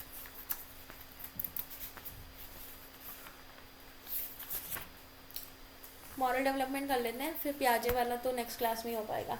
ठीक है, जो थ्योरीज रह रही हैं अभी भी, मेरे ख्याल से मेरे को लगता है 2 क्लास और लगेंगी इस चैप्टर को ख़त्म होने में, इस चैप्टर को ख़त्म होने में, बुक नहीं, इस चैप्टर को ख़त्म होने में। ठीक है, अब देखो नेक्स्ट क्वेश्चन जो बनता है वो हमारा बनता है मॉरल डेवलपमेंट का। ठीक है, नैतिकता का जो विकास होता है हमारा, उसके ऊपर क्वेश्चन बनता है, तो वही मॉरल डेवलपमेंट क्या होता है।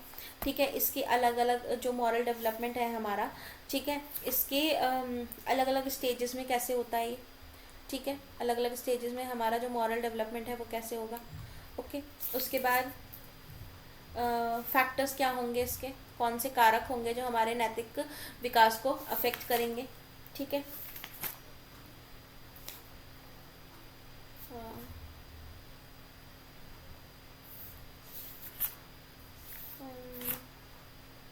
ये 3 चीज़ें इसमें बतानी है। ठीक है, अब मॉरल डेवलपमेंट देखो, मॉरल्स क्या है, हमारी नैतिकता, नैतिक विकास। तो इसमें आप बता दोगे कि ये जो वर्ड है मॉरल, ठीक है, ये मोर्स वर्ड, हिंदी वाले बच्चे भी इस चीज़ को लिख सकते हैं बिल्कुल। ठीक है, कि मॉरल वर्ड जो है ये मोर्स से आता है, मोर्स जो है ये लैटिन भाषा का शब्द है। ठीक है, लैटिन भाषा का शब्द है। ठीक है, मोर्स, और मोर्स जो है इसका मतलब होता है हमारा रीति रिवाज, रीति रिवाज। ठीक है, तो ये सेम चीज़ आप हिंदी वाले बच्चे भी लिख सकते हैं, इंग्लिश वाले भी लिख सकते हैं, बिल्कुल कल्चर्स लिख सकते हैं इंग्लिश वाले बच्चे यहाँ पे। तो रीति रिवाज ये होता है, ये पहले आपने इस तरीके से इंट्रोडक्शन दे दिया, उसके बाद आप इसका मीनिंग समझा दो। ठीक है, जैसे कि हरलॉक की डेफिनेशन दे सकते हो आप, हरलॉक के अनुसार समूह के कोड के अनुसार व्यवहार करना ही नैतिक व्यवहार कहलाता है।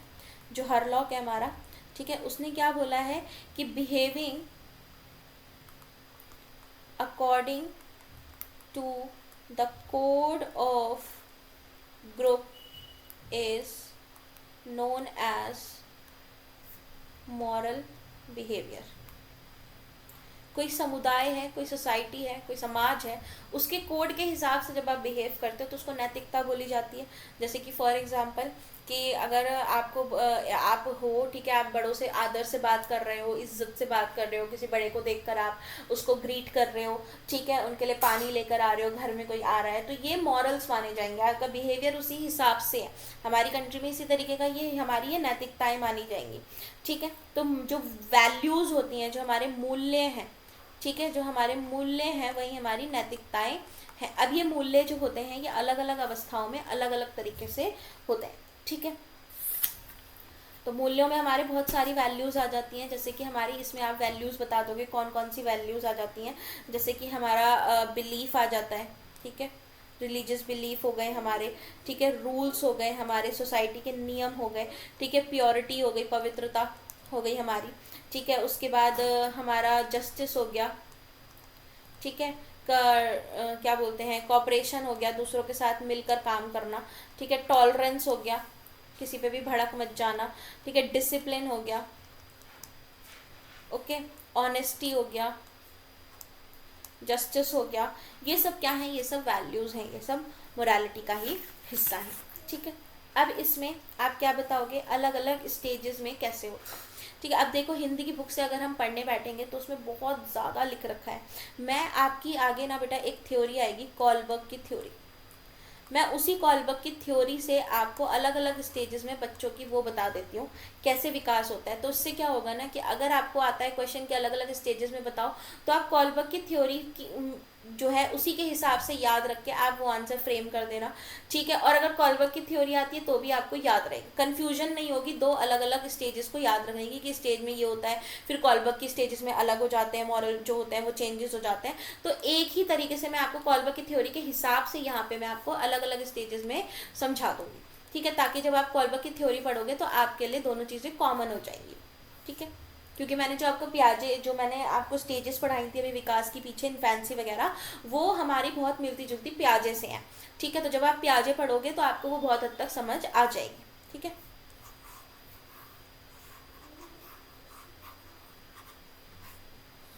चलो, तो हमारा इसमें आ जाता है अलग अलग अवस्थाओं पे क्या होता है हमारे मॉरल डेवलपमेंट, ठीक है। डिफरेंट स्टेजेस पे नैतिक विकास कैसे होते हैं, विभिन्न अवस्थाओं पे नैतिक विकास जो है वो कैसे होता है, ठीक है। तो पहला आ जाती है हमारी, क्या आ जाएगी, इन्फेंसी, वही एज वही लेके चलना सब में 0 to 2 ईयर्स। ये जो बच्चे होते हैं बेटा 0 से 2 साल के इन्फेंसी वाले जो बच्चे होते हैं, ठीक है, इनको मॉरल्स के बारे में कुछ नहीं पता होता, ठीक है।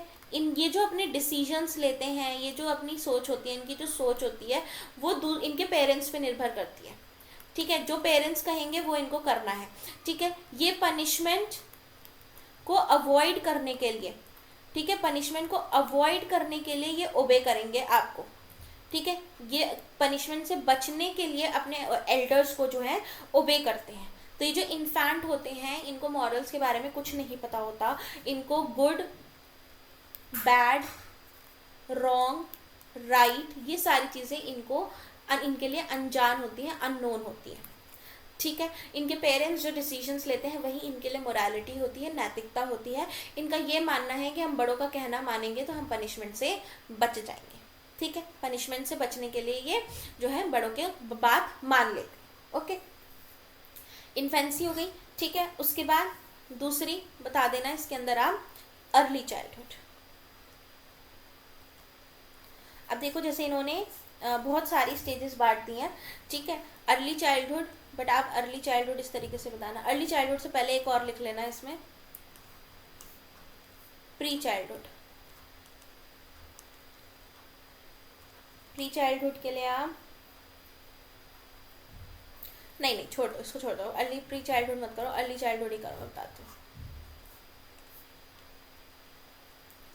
अर्ली चाइल्डहुड प्रारंभिक बाल्यावस्था जो है आपकी कितनी थी, 2 से 6 वर्ष, ठीक है। इसमें क्या होता है 2 से 6 वर्ष में, पहले तो ये जो बच्चे होते हैं, ठीक है, शुरुआती साल में 2 से 3 साल के जो या 4 साल तक के अगर हम बच्चे लें, ठीक है, इनके अंदर आ जाती है लेन देन, गिव एंड टेक जो है इनके लिए मोरालिटी हो जाती है, ठीक है। इनके लिए मोरालिटी क्या है, नैतिकता क्या है, गिव एंड टेक, मतलब कि अगर इस चीज़ में मेरा कोई फ़ायदा है तो मैं ये काम करूँगी, ठीक है। तो गिव एंड टेक वाली इनके अंदर फीलिंग आ जाती है, जैसे कि तुमने अगर मुझे टॉफ़ी दी, ठीक है, तो मैं तुम्हारे लिए जो है जाके बाहर से सामान ले आऊँगी, इस तरीके के इसमें एग्जाम्पल दे सकते हो आप, ठीक है। और फिर आगे बढ़े, अगर 4 से 6 साल वाले में बढ़े तो ये जो बच्चे होते हैं बेटा इनके अंदर हमारी 4 से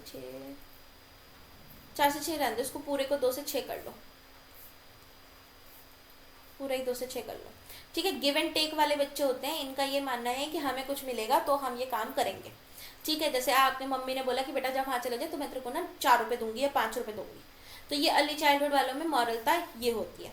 ठीक है, तीसरे आते हैं हमारे लेटर चाइल्डहुड। लेटर चाइल्डहुड वाले जो बच्चे होते हैं बेटा हमारे, यानी कि 7 से 12 साल वाले, ठीक है, ये जो बच्चे होते हैं ये दूसरों की आशाओं पे, ठीक है, गुड बॉय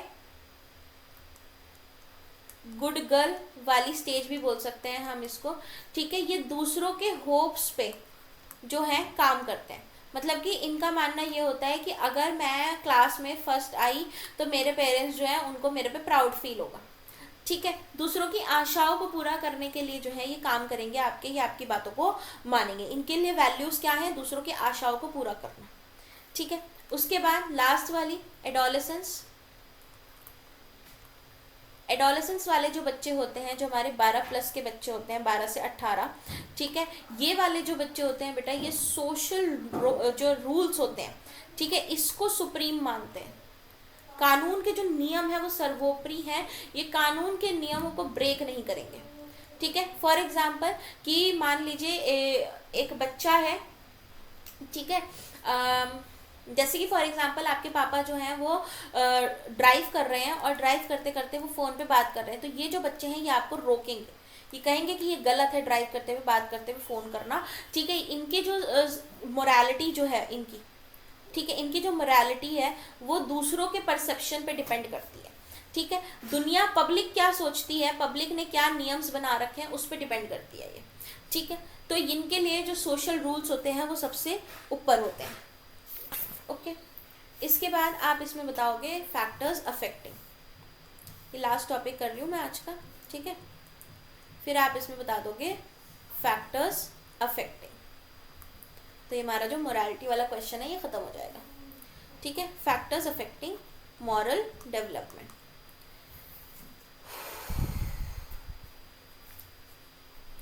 देखो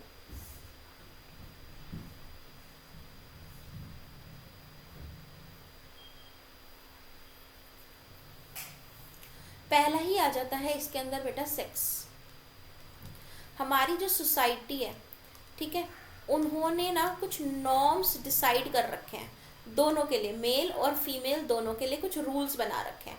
अगर आप इन नॉर्म्स को ब्रेक करते हो तो आप दोषी माने जाओगे, आप इमोरल माने जाओगे कि आपके अंदर कोई नैतिकता नहीं है।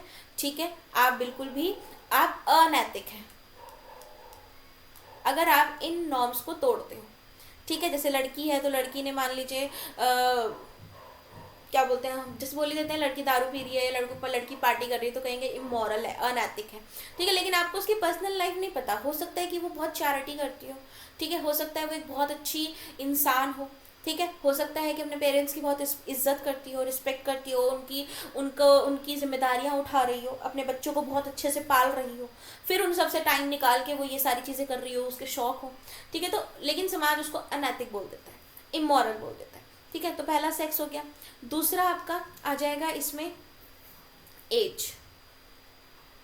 हमारी जो उम्र होती है बेटा, एज जो होती है, हमारी एज के साथ ना कुछ चीज़ें हैं, कुछ ऐसे नॉर्म्स हैं सोसाइटी के, कुछ ऐसे टास्क हैं जो जुड़े हुए हैं, जो सोसाइटी हमसे एक्सपेक्ट करती है। इनको हम डेवलपमेंटल टास्क भी बोलते हैं। ठीक है, सोसाइटी हमसे एक्सपेक्ट करती है कि इस उम्र में इस बच्चे को ये चीज़ आ जानी चाहिए। ठीक है, एक 2 साल का बच्चा जो है, अगर वो 2 साल का बच्चा झूठ बोल रहा है, ठीक है, या 2 साल का बच्चा या 1 साल का बच्चा जो है वो अपने माँ बाप को मार रहा है, ठीक है, तो लोग क्या करेंगे? वो हंसेंगे। ठीक है, लेकिन अगर वही 20 साल का बच्चा अपने माँ बाप को मार रहा है तो वो लोगों के लिए क्या हो जाएगा? अनैतिक हो जाएगा। ठीक है, तो एक एज के हिसाब से भी कि हमें किस उम्र में किस तरीके के हमारे अंदर वैल्यूज डेवलप हो जाने चाहिए, ये भी प्रभावित करता है।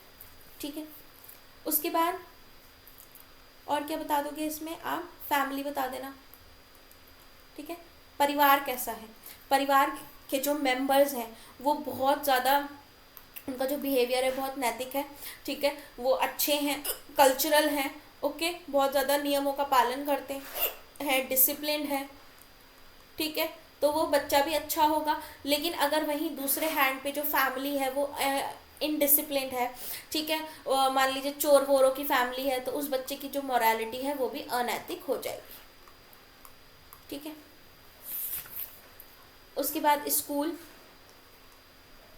स्कूल का बहुत बड़ा रोल होता है बच्चों को मॉरल डेवलपमेंट सिखाने का, ठीक है। स्कूल्स में जितने भी इवेंट्स होते हैं, कल्चरल इवेंट्स होते हैं, फेस्टिवल्स होते हैं, उनके थ्रू हम बच्चों को मोरालिटी सिखाते हैं, ठीक है। बहुत सारे हम ऐसे इवेंट्स करवाते हैं जिनके अंदर हम बच्चों को अलग अलग चीज़ें सिखाते हैं, ठीक है। ग्रुप में काम करवाना, तो ग्रुप से बच्चों को कोऑपरेशन आता है, ठीक है।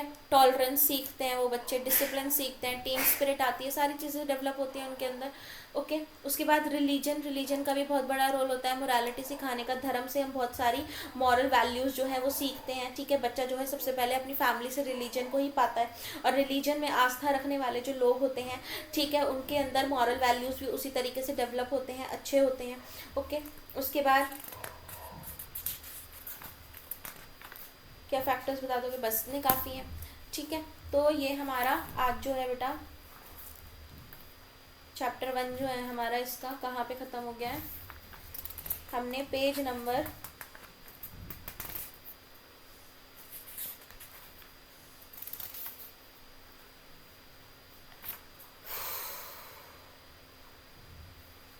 हिंदी में 75 पेज तक कंप्लीट कर लिया है, और इंग्लिश में 36 पेज तक कंप्लीट कर लिया है।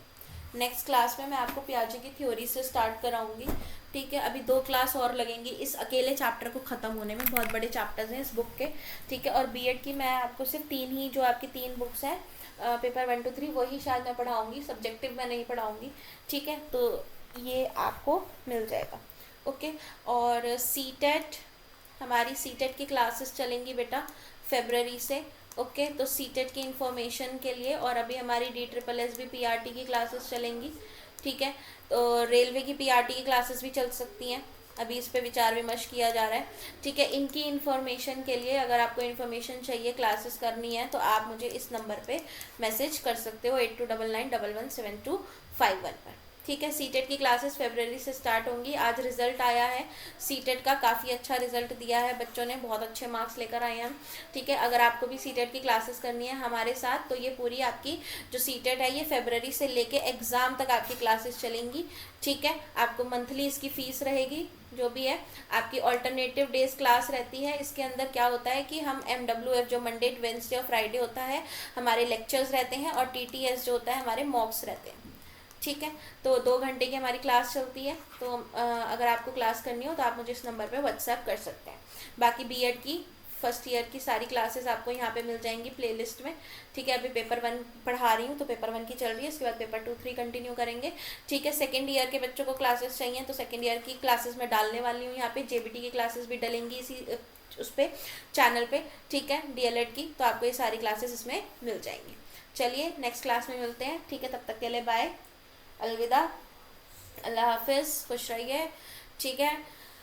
और पढ़ते रहिए, अच्छे अच्छे मार्क्स लाइए, अच्छे अच्छे टीचर बनिए आप लोग अपने पेरेंट्स के लिए, ठीक है। चलिए बाय एवरीवन।